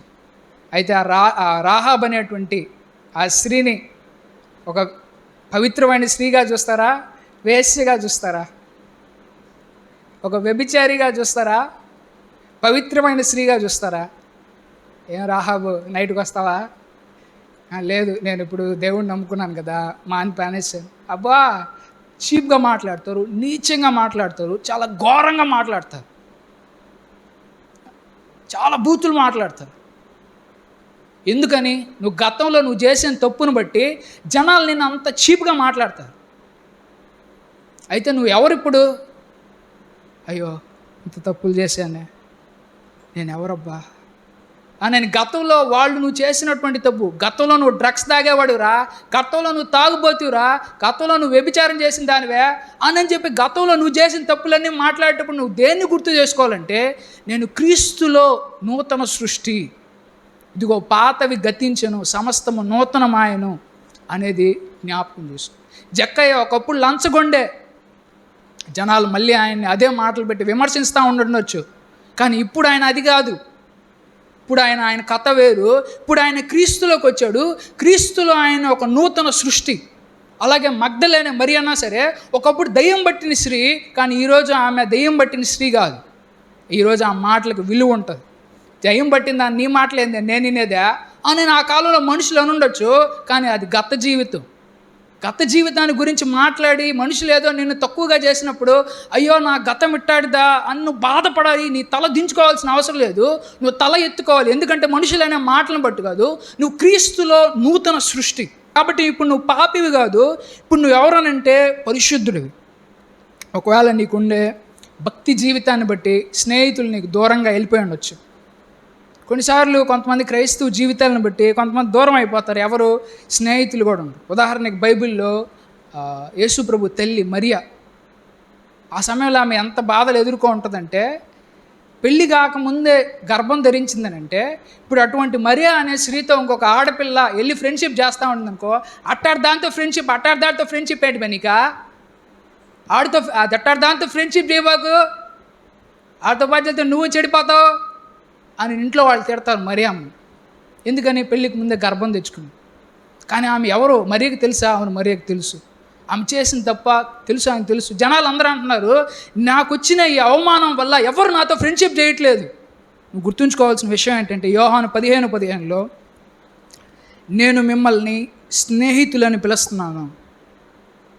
కాబట్టి నువ్వు ఎవరిని బట్టి ధైర్యం తెచ్చుకోవాలంటే, నాకెవరు స్నేహితులు లేరే అని బాధపడాల్సిన అవసరం లేదు. నీకు ఎవరు స్నేహితుడు అంటే, నా యేసు ప్రభువే నా ప్రాణ స్నేహితుడు. నా యేసు ప్రభువే నా ప్రాణ స్నేహితుడు. కొన్నిసార్లు మనుషులు అంతే, వాళ్ళతో కలిసి బ్లూ ఫిల్మ్స్ చూడలేదని, వాళ్ళతో పాటు సినిమాలకి రావట్లేదని, వాళ్ళతో పాటు లంచాలు తీసుకోవట్లేదని, వాళ్ళతో పాటు ఆదివారంతో అందరితో పాటు చర్చికి వెళ్తున్నారు, వాళ్ళతో పాటు ఎంజాయ్ చేయడానికి రావట్లేదని, వాళ్ళతో పాటు బూతులు మాట్లాడట్లేదని మనుషులు విలువ తక్కువగా చూస్తారు. అసలు మన మాట వాళ్ళతో ఫ్రెండ్షిప్ చేయరు. తప్పేం లేదు, మీరు వెలుగు సంబంధులు, వాళ్ళ అంధకార సంబంధులు, చీకటి సంబంధులు. వాళ్ళ చీకటి రాజ్యం వాళ్ళది, వాళ్ళ చీకటిలోనే బ్రతుకుతారు. నువ్వు వెలుగు సంబంధివి. చూడండి, మత్తయి 5:13-16లో, లోకానికి మీరు ఉప్పు, ప్రపంచానికి మీరు వెలుగుగా ఉన్నారు. మీ వెలుగు మనుషుల ముందు ప్రకాశించనీయండి. అప్పుడు వారు మీ మంచి పనులు చూసి పరలోకంలో ఉన్న మీ తండ్రిని కీర్తిస్తారు. కాబట్టి మీరు ఎవరంట? లోకానికి వెలుగు. కాబట్టి వాళ్ళేదో చేస్తారు, వీళ్ళేదో చేస్తారు, వాళ్ళేదో అనుకుంటారని నీ వెలుగుని జనాలందరి ముందు కనపడకుండా, నీ మంచి పనులు జనాలందరి ముందు కనపడకుండా నువ్వేం చేయాల్సిన అవసరం లేదు. నువ్వు నీతో చెప్పుకో, ఏంటని? నేను లోకానికి వెలుగుని. నువ్వు నీతో చెప్పుకోవాలి, జనాలతో కాదు. ఇంకా నీ గురించి ఏమంటున్నాడంటే, నువ్వు లోకానికి ఉప్పు అని. కొన్నిసార్లు ఎవరైనా సరే మైక్ పట్టుకొని మాట్లాడేటప్పుడు పెద్దవాళ్ళు అన్నా సరే, రాజకీయ నాయకులు అన్నా సరే, కోర్టులో ఉండే అధికారులు అన్నా సరే, కులాలు ఉండాల్సిందే, పలానా తక్కువ కులస్తుంది తొక్కాల్సిందే, ఆడవాళ్ళందరినీ కూడా తొక్కాల్సిందే. ఎవరన్నా మాట్లాడతారా మైక్ తీసుకొని? పబ్లిక్లో ఎవరైనా మాట్లాడతారా? మాట్లాడరు. ఎందుకు మాట్లాడరు? ఎవరికి భయపడుతున్నారు వాళ్ళు? ఎవరికి భయపడుతున్నారు అంటే మంచి వాళ్ళకి భయపడతాం.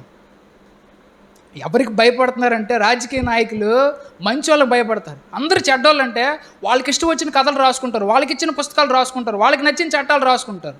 కానీ చట్టం రాసే ప్రతి వాడు, ప్రతి గవర్నమెంట్ ఉద్యోగి, ప్రతి రాజకీయ నాయకుడు ఎవరికి భయపడతాడనంటే భూమి మీద తనతో పాటు చెడ్డ పనులు చేసేవాడికి ఎవడు భయపడ్డు. ఎవడికి భయపడి పనులన్నీ చేస్తున్నాడనంటే భూమి మీద మంచిగా బ్రతికే వాడిని చూసి భయపడతా ఉన్నారు అందరూ. ఆ వ్యక్తికి ధైర్యం ఎక్కడి నుంచి వస్తుందంటే ఆ వ్యక్తి లోకానికి ఉప్పై ఉన్నాడు. ఆ వ్యక్తి వల్లే మొత్తం లోకానికి అంతటికి రుచి వచ్చింది. ఆ వ్యక్తి వల్లే మొత్తం ఈ లోకానికి అంతటికి భూమి మీద ఇన్ని మంచి రూల్స్ ఉన్నాయంటే ఎందువల్ల ఉన్నాయి? ఆ మంచి మనుషుల కోసం పెట్టినటువంటి రూల్సే. భూమి ఈరోజు ఇంత అందంగా ఉందనంటే భూమి మీద జలమంది చెడ్డోళ్ళు ఉన్నా కానీ ఎందుకు ఇంత అందంగా ఉందంటే మన వల్లే దేవుడు భూమిని ఇంకా నాశనం చేయకుండా ఉన్నాడు. కాబట్టి మీరు లోకానికి ఉప్పు, మీ వల్లే భూమి మీద రూల్స్ మంచిగా ఉన్నాయి. మీరు లోకానికి ఉప్పు, మీరు లోకానికి వెలుగు. మీ వెలుగుని జనాలకి చూపించారు. కాబట్టి ఇవన్నీ కూడా ఎవరు చెప్పిన మాటలంటే దేవుడు చెప్పిన మాటలు.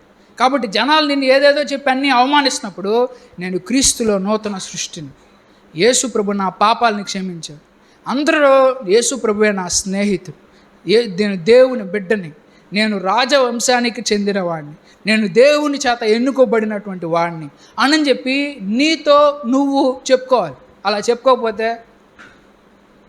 నేను దేవుని స్వరూపంతో చేయబడిన దాన్ని అని చెప్పి నీతో నువ్వు పోల్చుకోవాలి. నీతో నువ్వు చెప్పుకుంటే నీకు ఆ ధైర్యం అనేది వస్తుంది. మూడోది చూడండి, మూడోది నీ యొక్క ఆత్మగౌరవం పెరగాలంటే నువ్వు చేయాల్సిన పని ఏంటంటే నా జీవిత ఉద్దేశాన్ని తెలుసుకొని ఇతరులకు సేవ చేయాలి. మూడోది నువ్వేం చేయాలి?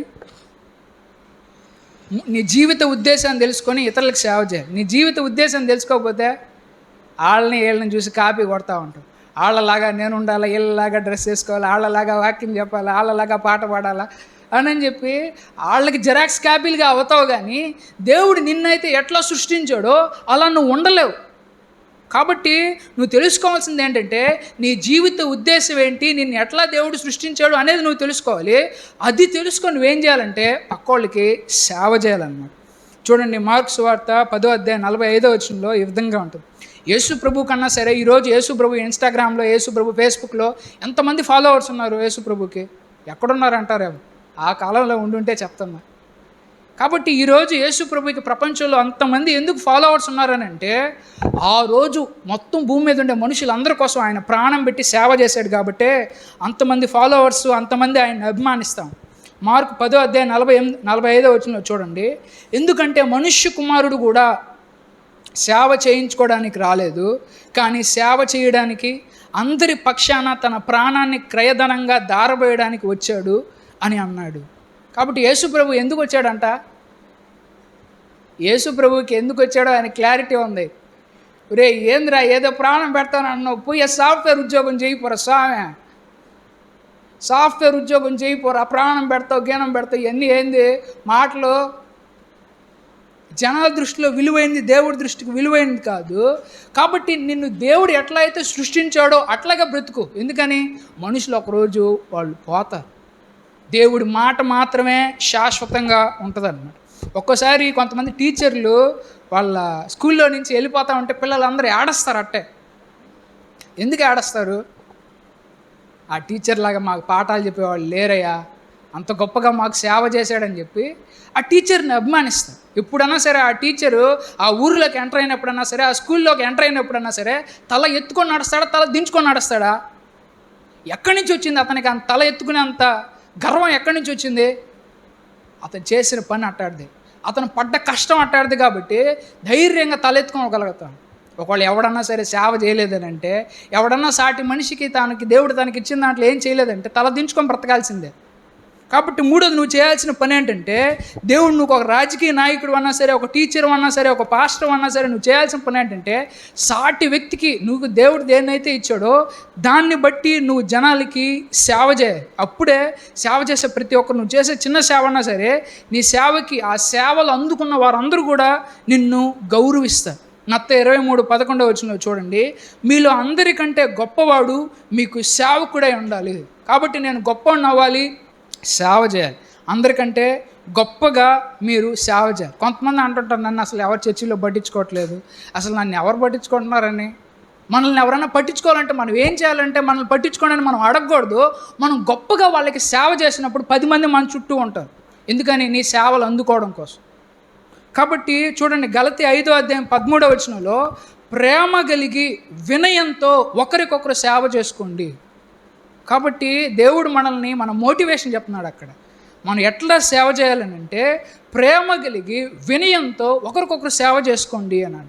ఎప్పుడైతే నువ్వు సంఘంలో ఒకరి కోసం ఒకరు సేవ చేస్తావో, ఎప్పుడైతే నువ్వు ప్రపంచంలో ఒకరికి సేవ చేస్తావో, అందరూ నేను గౌరవిస్తారో, తలెత్తుకొని బ్రతుకుతావు నువ్వు ఎక్కడ బ్రతికినా కానీ. కాబట్టి 3వది నువ్వు సేవ చేయాలి. 4వది నువ్వు చేయాల్సిన పని ఏంటంటే, దేవుణ్ణి సంతోషపెట్టడమే ప్రధాన ప్రేరణ అయి ఉండాలి. 3వది నువ్వేం గుర్తుంచుకోవాలి? దేవుణ్ణి సంతోషపెట్టడమే నీ ప్రధాన మోటివేషన్ అయి ఉండాలి, ప్రధాన ప్రేరణ అయి ఉండాలి. చాలాసార్లు చాలామంది చాలా పనులు చేస్తారు. ఎందుకు చేస్తారు?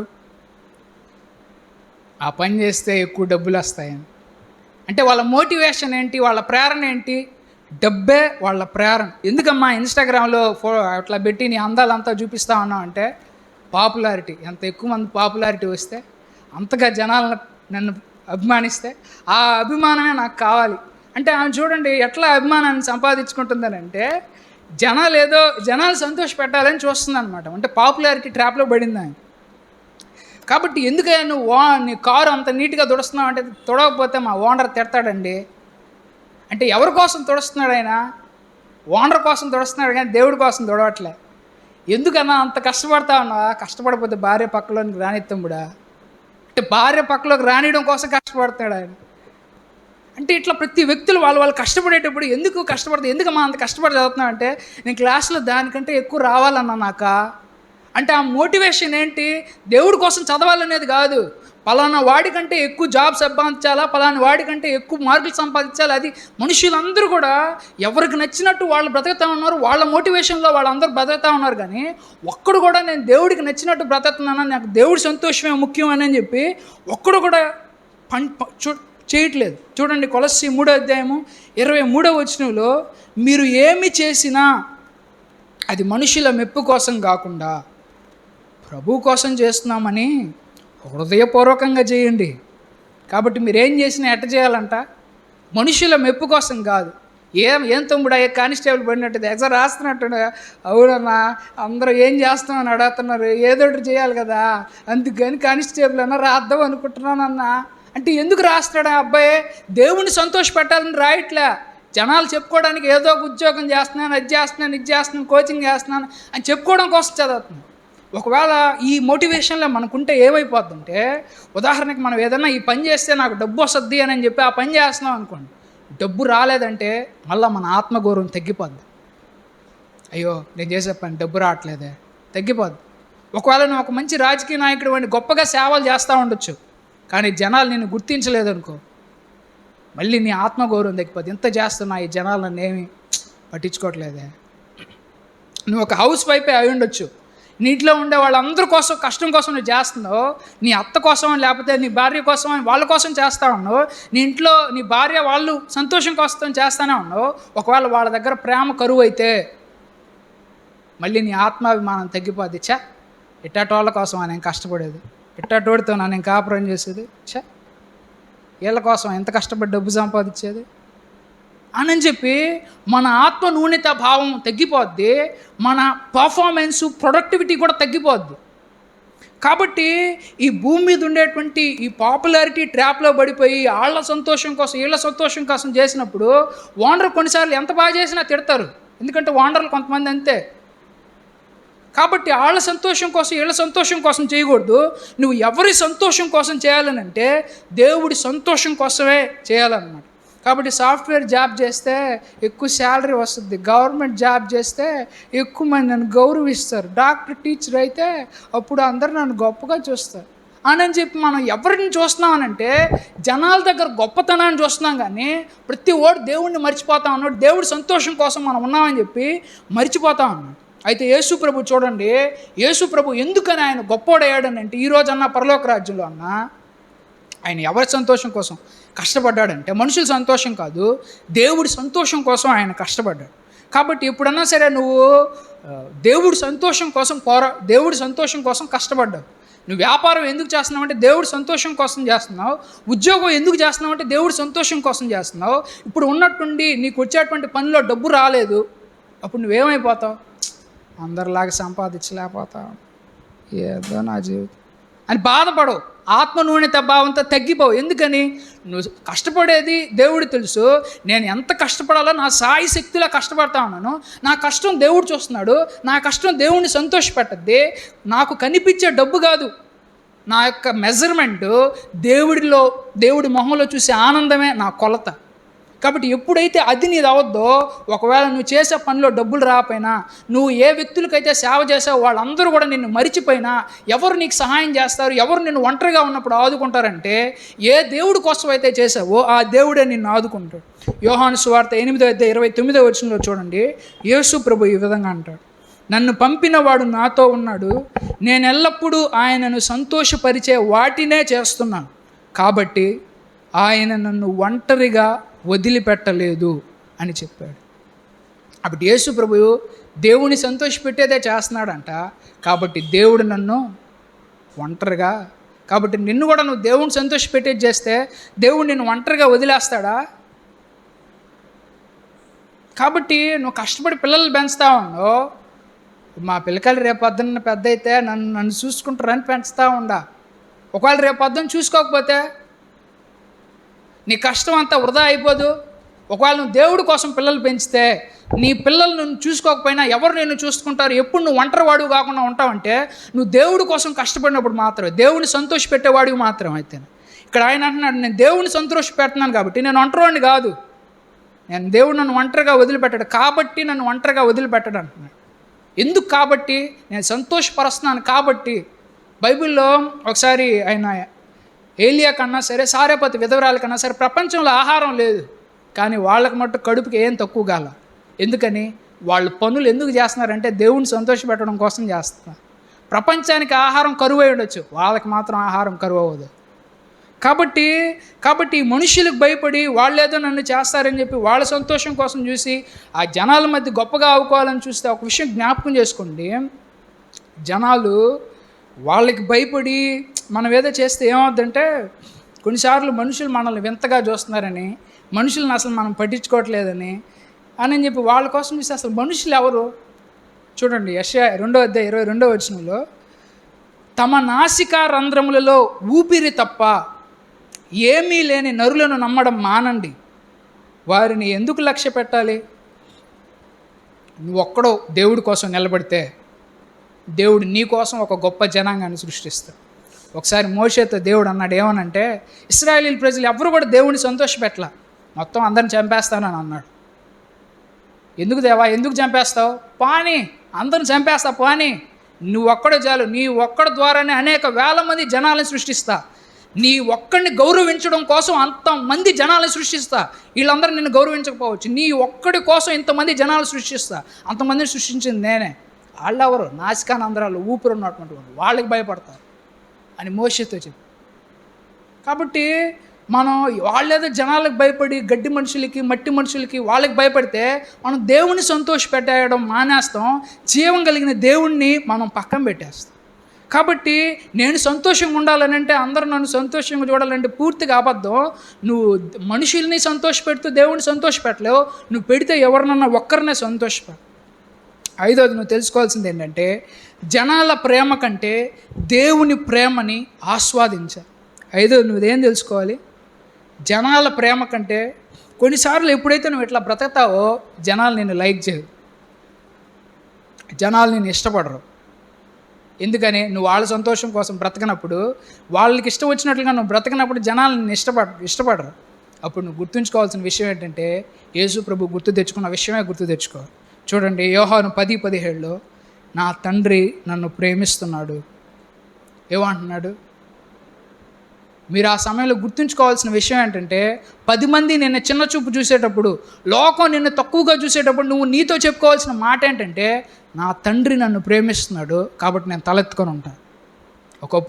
ఒకరోజు వస్తుంది నేను నిందించిన వాళ్ళందరూ తలదించుకుంటారు. కాబట్టి నువ్వు మనుషుల కోసం కాదు, నువ్వు బ్రతకాల్సింది దేవుడి కోసం బ్రతకాలి. అలా బ్రతికేటప్పుడు జనాల అవమానం నీకు బాధ కలుగు చేసినప్పుడు నీతో నువ్వు చెప్పుకోవాల్సిన పని ఏంటంటే, ఈరోజు వాక్యం అంతా జనాలతో చెప్పేది కాదు, నీతో నువ్వు చెప్పుకునేది అదేంటంటే, నా తండ్రి నన్ను ప్రేమిస్తుంది, నా దేవుడు నన్ను ప్రేమిస్తుంది. ఎవరు నా బంధువులు నన్ను ఇష్టపడినా ఇష్టపడకపోయినా నా తండ్రి నన్ను ప్రేమిస్తున్నాడు. కాబట్టి భార్య చీకొట్టిన, భర్త కొడుతున్నాడనన్న, టీచర్ తిట్టిందన్న వాళ్ళకి భయపడబల్లా మనం. ఎందుకోసం అని అంటే ఇవన్నీ అసలు యేసు ప్రభువుని కూడా చూడండి, యేసు ప్రభువుని కూడా తిట్టారా లేదా? ఆఫ్టర్ ఆల్ మనల్ని తిట్టిన దానికే ఏదో టీచర్ తిట్టిందని చెప్పి మనం బాధపడతాం. యేసు ప్రభువుని కూడా చెంపదెబ్బ కొట్టారు. ఏదో మా బంధువులు ఏదో అంత మాట అన్నారని బాధపడతా ఉన్నావే, యేసు ప్రభువుని కూడా మొహం మీద ఉమ్మేశారు. నీకు అసలు అంత అవమానం కూడా రాలేదుగా. అవన్నీ ఎందుకు భరించాడు అంటున్నావు? ఎందుకు ఆయనకు భరించాల్సినంత అవసరం ఏముంది? నీకోసమే. ఆయనకి లోకం కాదు ఇంపార్టెంట్, నువ్వే ఇంపార్టెంట్. నువ్వు ఒకరోజు ఆయన దగ్గరకు వస్తావు, నువ్వు ఆయనతో పాటు కలిసి ఆనందిస్తావని, నువ్వు ఇచ్చే ఆనందం కోసం ఆయన తన ప్రాణాన్ని కూడా లెక్క చేయలేదు. చూడండి, 1 యోహాను 3:1 మనం దేవుని సంతానంగా పరిగణించబడాలని తండ్రి మనపై ఎంత ప్రేమను కురిపించాడో చూడండి. అవును, మనం దేవుని సంతానమే. ప్రపంచం ఆయన్ని తెలుసుకోలేదు కనుక మనల్ని కూడా తెలుసుకోవడం లేదు. కాబట్టి నువ్వు దేవుని సంబంధం అయితే యేసు ప్రభుని ఎట్లా ద్వేషించారో నిన్ను కూడా అట్లాగే ద్వేషిస్తారు. యేసు ప్రభుని ఎలా తిట్టారో అలాగే నిన్ను తిడతారు. అయితే నువ్వు గుర్తుంచుకోవాల్సిన విషయం ఏంటంటే, ఆ సమయంలో యేసు ప్రభు ఎట్లా అయితే ధైర్యం తెచ్చుకున్నాడో నువ్వు కూడా అట్లాగే ధైర్యం తెచ్చుకోవాలి. అలాంటి విషయాలే నువ్వు నేర్చుకోవాలి. ఎందుకంటే మనకు మాదిరి ఎవరనంటే దేవుడే, యేసు ప్రభువులో ఉన్నాం. కాబట్టి లోకం దేవుణ్ణి ద్వేషించింది కాబట్టి నిన్ను కూడా దేవుణ్ణి ద్వేషిస్తుంది. రోమా 8:38-39 కూడా చూడండి, నేను నిశ్చయంగా నమ్మేది ఏంటంటే, చావైనా బ్రతుకైనా దేవదూతలైనా ప్రభుత్వాలైనా ఇప్పుడున్నవైనా రాబోయేవైనా శక్తులైనా ఎత్తైనా లోతైనా సృష్టిలోని మరేదైనా సరే మన ప్రభు యేసుక్రీస్తులోని దేవుని ప్రేమ నుండి మనలను వేరు చేయలేవు. కాబట్టి అవతల లేదు తిట్టినంత మాత్రాన దేవుడు మనల్ని ప్రేమించడం మానేస్తాడా? అన్నిటికంటే విలువైనది దేవుని ప్రేమని నువ్వు గుర్తించాలి. కాబట్టి మీ ఇంట్లో వాళ్ళు ఏదో నువ్వు పెద్ద సాధించడం లేదని అన్నారని, లేకపోతే మీ ఇంట్లో వాళ్ళు నేను ఏదో పలానా మాట అన్నారని నువ్వు బాధపడాల్సిన అవసరం లేదు. దేవుడు నన్ను ప్రేమిస్తున్నాడు, నాకు అంతే చాలు అని నీ మనసుతో నువ్వు చెప్పుకోవాలి. ఎందుకంటే నువ్వు చెప్పుకున్నదే నిజంగానే, జనాలు చెప్పేదంతా నిజం కాదు. యేసు ప్రభువుని కూడా ఆ విధంగానే అన్నారు. యేసు ప్రభు చెప్పే మాటలను బట్టి అంతా కూడా ఆయనకు అసలు ఏం పెద్ద తెలియదు అనుకుని ఆయన మెంటలు అనుకున్నారు. కానీ ఎవరు మెంటలో అనేది తర్వాత వాళ్ళకి తెలుస్తుంది. 6 చూడండి, మీరు తెలుసుకోవాల్సిన విషయం ఏంటంటే 6 ప్రోత్సహించే మిత్రులతో సమయాన్ని గడపాలి. ఎవరితో గడపాలి? కాబట్టి లోకంలో ఉండే మనుషులతో గడిపినప్పుడు వాళ్ళు నిరుత్సాహపరుస్తారు, బాధపరుస్తారు, గాయపరుస్తారు, విమర్శిస్తారు, నిన్ను చిన్నచూపు చూస్తారు, నీ ఆత్మగౌరవాన్ని మరింత తగ్గించేస్తారు. కానీ నువ్వు ఎవరితో గడపాలనంటే ప్రోత్సహించే మనుషులతో, దేవుని విలువలు కలిగినటువంటి మనుషులతోనే నువ్వు బ్రతకాలి. బైబిల్లో తిమోతి అని ఆయన కూడా ఇట్లాగే ఆయన ఉంటే పౌలు గారు ఆయన్ని ధైర్యం చెప్పారన్నమాట. పౌలు గారు, తిమోతి ధైర్యం తెచ్చుకో, ఏం కాదు, నువ్వు ఇట్లా ఉండు, పాస్టర్ పని చేస్తాను, ఇట్లా చెయ్యి అని చెప్పి ధైర్యపరిచారు. అట్లాగే నయోమి అన్నా సరే భర్త చచ్చిపోయాడు పాపం. ఎవరన్నా సరే భర్త చచ్చిపోయింది తల ఎత్తుకొని ఉంటుంది, దించుకొని ఉంటుంది. ఆ సమయంలో దేవుడు ఆమెకు రూతునిచ్చాడు. కాబట్టి భర్త చచ్చిపోయాడని, నాకు అందం తక్కువగా ఉందని, నాకు నత్తుందని చెప్పి మనమే తల దించుకోవాల్సిన అవసరం లేదు. మనం చేయాల్సిన పని ఏంటంటే, ఎవరైతే మనల్ని ప్రోత్సహిస్తారో ఆ ప్రోత్సాహపరిచే కమ్యూనిటీలో మనం ఉండాలి. పౌలు గారిని కూడా ఆయన మొదట్లో పరిచర్యకు వచ్చినప్పుడు యేసు క్రైస్తవులు హింసించాడు, ఎట్టటోడైంది మన దగ్గరకు వచ్చేదని చెప్పి అని అంటే బర్నబా ఆయన ప్రోత్సహించాడు, చర్చిలోకి తీసుకొచ్చాడు. చెప్పు వాక్యం నువ్వు కూడా చెప్పు అని చెప్పి ప్రోత్సహించాడు. కాబట్టి ప్రోత్సహించే మనుషులతో సమయం గడిపినప్పుడు నీలో ఉండే ఆత్మధైర్యం పెరగదు. బైబిల్లో దావీదును కూడా చూడండి, ఆయన్ని కూడా చాలా సంవత్సరాలు ఆయన ఎంతో వేదన పడ్డాడు. ఆయన పడిన బాధల్లో ఎక్కడుండే వాళ్ళు కనీసం 10% కూడా పడుండరు. కానీ ఆయన కూడా తన ఫ్రెండ్ అతన్ని ఆదరిస్తాడనమాట. చూడండి, 1 సమూయేలు 23:16 సౌలు కుమారుడు యోనాతాను హోరేషులో ఉన్న దావీదును చూడడానికి వెళ్ళాడు. యోనాతాను అంటే దావీదు ఫ్రెండ్ యోనాతాను దావీదుకు యెహోవా మీద దృఢ విశ్వాసం కలిగేందుకు సహాయం చేశాడు. కాబట్టి అటువంటి మిత్రులతో సహాయం చేయండి. ఎందుకంటే లోకంలో ఉన్న వాళ్ళకి లోకం చేష్టాలు, లోకం న్యూస్ మాత్రమే ఉంటాయి, కానీ అవన్నీ వ్యర్థమైన వాళ్ళకి తెలియదు. సామెతలు 27:9 చూడండి, పరిమళం సుగంధం హృదయాన్ని సంతోషపెడుతుంది, అలాగే మిత్రుడి హృదయంలో నుండి వచ్చే మధుర వాక్కులు హృదయాన్ని సంతోషాన్ని పెడతాయి. కాబట్టి నీ హృదయాన్ని సంతోషపరిచే వాళ్ళతో, అటువంటి మంచి మిత్రులతో నువ్వు స్నేహం చేయి. మొదటి దశలోనికైలకు రాసిన పత్రిక 5:11 అయితే చూడండి, ఈ రోజుల్లో ఇట్లా ప్రోత్సహించేవాళ్ళు ఎంతమంది ఉన్నారు? ఎవరైనా కింద పడిపోయినప్పుడు ఏం కాలేరా, లేస్తావులేరా, ఏం కాలేరా, ఈసారి పాస్ అవుతావులేరా, ఏం కాలేరా అని చెప్పి దేవుడు నీకు సహాయం చేస్తాడులేమ్మా అని చెప్పి వాళ్ళని ప్రోత్సహించే వాళ్ళు లేరు ఈ రోజుల్లో. అటువంటి వాళ్ళు ఉంటే లోకం వాళ్ళని ఎంతో కోరుకుంటుంది. మొదటి దశలోనికైలకు 5:11 ఒకరిని ఒకరు ప్రోత్సహించుకుంటూ ఒకరిని ఒకరు బలపరుచుకోండి. ఈ భూమి మీద దేవుడు మన కంటికి కనిపించడు. మన బలం ఎవరు అంటే సహవాసం, సంఘ సహవాసమే, దేవుని పిల్లల సహవాసమే భూమి మీద మనకు బలం. కాబట్టి బలపరుచుకోండి. ఎక్కడి నుంచి వస్తుందంటే దేవుని మాటలు చెప్పి సంఘ సహవాసంలో ఉన్నవాళ్ళు ఒకరినొకరు బలపరుచుకోవాలి ఈ శ్రమల్లో, అవమానాల్లో, నిందల్లో. 7వది ఏం చేయాలంటే అన్నిటికన్నా ముఖ్యమైనది, వీటన్నిటికీ తాళం చెవి అదే. ఇది ఒక్కటి లేకపోతే ఇంతసేపు విన్న వాక్యం వ్యర్థం అవుద్ది. ఏంటంటే 7వది, నైతికంగా సరైన పనులు చేయడానికి ప్రయాసపడ. మోరల్గా మన హృదయానికంటూ మనకు దేవుడికి మధ్య ఒక విషయం ఉంటుంది. మన హృదయం దేవుడి దగ్గర యథార్థంగా ఉందా, మనం నిజంగా మంచి పని చేస్తున్నావా లేదా? ఒకవేళ మంచి పని చేయకపోతే ఇప్పుడు దాకా ఎన్న మాటలన్నీ గాలి మాటలే, ఒక్క రూపాయి ఆదాయం ఉండదు ఎంతసేపు, గంట సేపు కూర్చుని దానికి. కాబట్టి మంచి పనులు చేయడానికి ప్రయాసపడాలి. సామెతలు 28:1 దుర్మార్గులకు ప్రతి దాన్ని గూర్చి భయమే, అయితే మంచి మనిషి సింహం అంత ధైర్యంగా ఉంటాడు. కాబట్టి మంచిని ప్రేమించే వాళ్ళే ఈ మంచి దేవుడి దగ్గర ఉండగలరు. నీతిని ప్రేమించే వాళ్ళే ఈ నీతి గల దేవుడి దగ్గర ఉండగలరు. పరిశుద్ధతను ఇష్టపడే వాళ్ళే ఈ పరిశుద్ధులైన దేవుడి దగ్గర ఉండగలరు. కాబట్టి మనం మంచి చేస్తామా, ఒకవేళ దుర్మార్గ పనులు చేస్తే ప్రతి దాన్ని గురించి భయమే అంటుంది. కాబట్టి ఎవడైతే దుర్మార్గ పనులు చేస్తుంటాడో వాడు ప్రపంచాన్ని సాధించేశాను, ఎట్టన్నా చేసి నేను రాజకీయాల్లో గెలిచేసాను, ఎట్టన్నా చేసి నేను ఇంత డబ్బు విజయం సాధించాను, అవతలను కొట్టన్నా సరే, కానీ అతను హృదయంలో ఉన్న భయాన్ని జయించలేదు అతను. కాబట్టి దుర్మార్గులు ప్రతి దాని గురించి భయమే, మంచి మనిషి సింహం అంత ధైర్యంగా ఉంటాడు. సామెతలు 14:26 యెహోవా యందు భయభక్తులు కలిగి ఉండుట బహుధైర్యము పుట్టించును. నీకు ధైర్యం, భయం ఉన్నవాడు తలదించుకొని ఉంటాడు, ధైర్యం ఉన్నవాడు తల ఎత్తుకొని ఉంటాడు. ఆ ధైర్యం ఎక్కడి నుంచి వస్తుందంటే దేవుణ్ణి బట్టి వస్తుంది.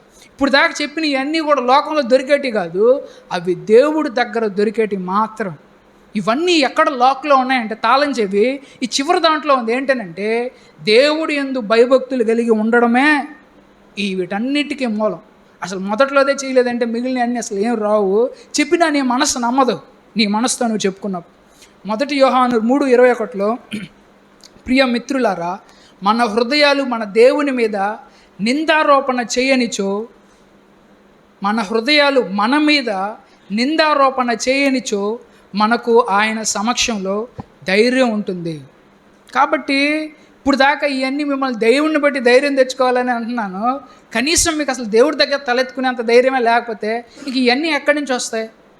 కాబట్టి మొదట మీరు చేయాల్సింది ఏంటంటే దేవుడికి మీకు మధ్య ఏ విధమైనటువంటి అడ్డంకి ఉండకూడదు.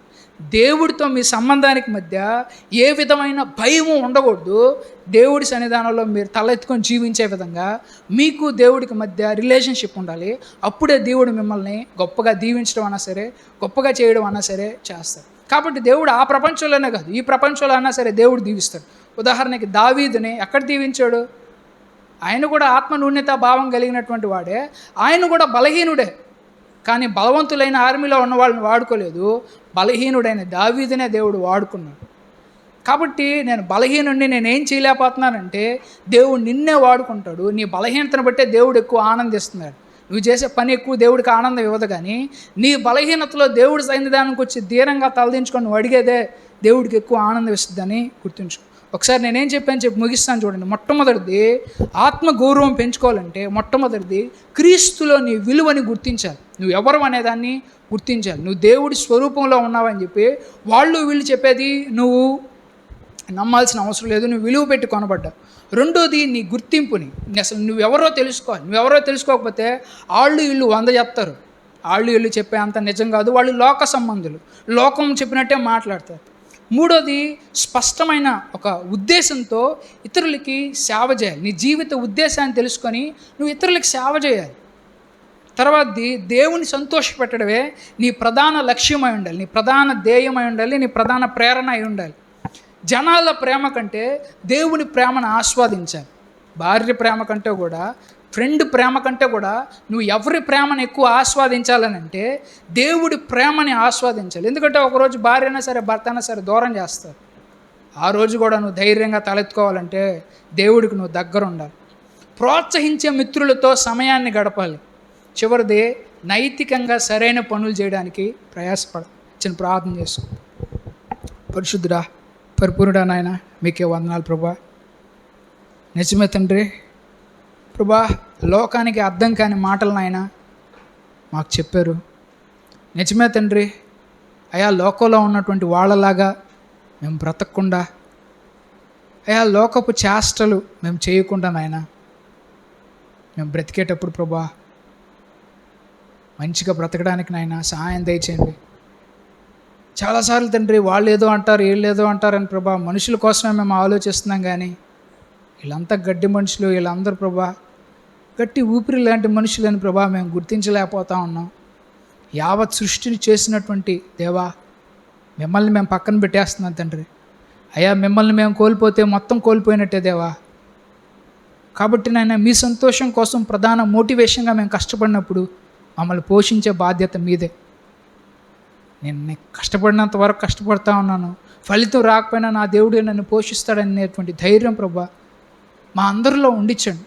కాబట్టి చేసే పని బయట పరిస్థితులు సరిగా లేనప్పుడు నాయన నేను ఎందుకు పనికిరానని ప్రభా పరిస్థితులను చూసి అయ్యా తలదించుకునే వ్యక్తిగా ఉండకుండా, నేను గొప్ప గొప్ప విజయాలు సాధించలేకపోతున్నానని ప్రభా మేము తలదించుకొని కాకుండా క్రీస్తులో మేము సాధించిన విజయాన్ని గుర్తు తెచ్చుకొని ధైర్యంగా ఉండడానికి సహాయం తెచ్చు. మేము ఆల్రెడీ గొప్ప వాటిలో విజయాన్ని సాధించేసామన్న ఆయన మేము గర్వంతో ఉండడానికి సహాయం తెచ్చు. మా దేవుణ్ణి బట్టినైనా మేము గర్వంతో ఉండడానికి సహాయం తెచ్చు. అయ్యా ప్రభువా, మిమ్మల్ని అపార్థం చేసుకున్నారు మీరు లోకంలోకి వచ్చినప్పుడు. అయ్యా, మమ్మల్ని కూడా అపార్థం చేసుకుంటారు తండ్రి, అదేం మాకేం కొత్త ఏం కాదు. ఆ విషయాలు మేము జ్ఞాపకం తెచ్చుకొని ప్రభా మీరు ఏ విధంగా దేవుడి ప్రేమను తెలుసుకున్నారు, నా తండ్రి నన్ను ప్రేమిస్తున్నాడు అని మేము కూడా నాయన నా దేవుడు నన్ను ప్రేమిస్తున్నాడు, ఈ మనుషులు నన్ను ప్రేమించకపోయినా పర్వాలేదు, నా దేవుడు నన్ను ఆయన బిడ్డ అని అన్నాడు. కాబట్టి భూమి మీద ఉండే వాళ్ళు వాళ్ళ బిడ్డ అని చెప్పుకోవడానికి వాళ్ళు చీప్గా ఫీల్ అయ్యంటే నేను బాధపడాల్సిన అవసరం లేదు. ఎందుకనంటే నా గతాన్ని దేవుడు క్షమించాడు, నేను దేవుని బిడ్డనని ప్రభా మేము గర్వంతోనైనా మీ బిడ్డలంగా మేము గర్వంగా బ్రతకడానికి కూడా ప్రభా దయచేసి సహాయం. కాబట్టి మీ కృపలో మమ్మల్ని అందరినీ కూడా నాయన బలపరచండి. మీరే మాకు సహాయం దయచేసి ఎల్లప్పుడూ కూడా నేను మీ యొక్క ఆత్మ సహాయం చేత బలం చేత కూడా నేను మీరే నన్ను మమ్మల్ని అందరినీ కూడా ప్రభా మీరే నింపమని ఈ మనవులన్నీ ప్రభువైనటువంటి యేసుక్రీస్తు నామములో బ్రతిమిలాడి గోజారి వేడుకుంటున్నాం తండ్రి. ఆమేన్.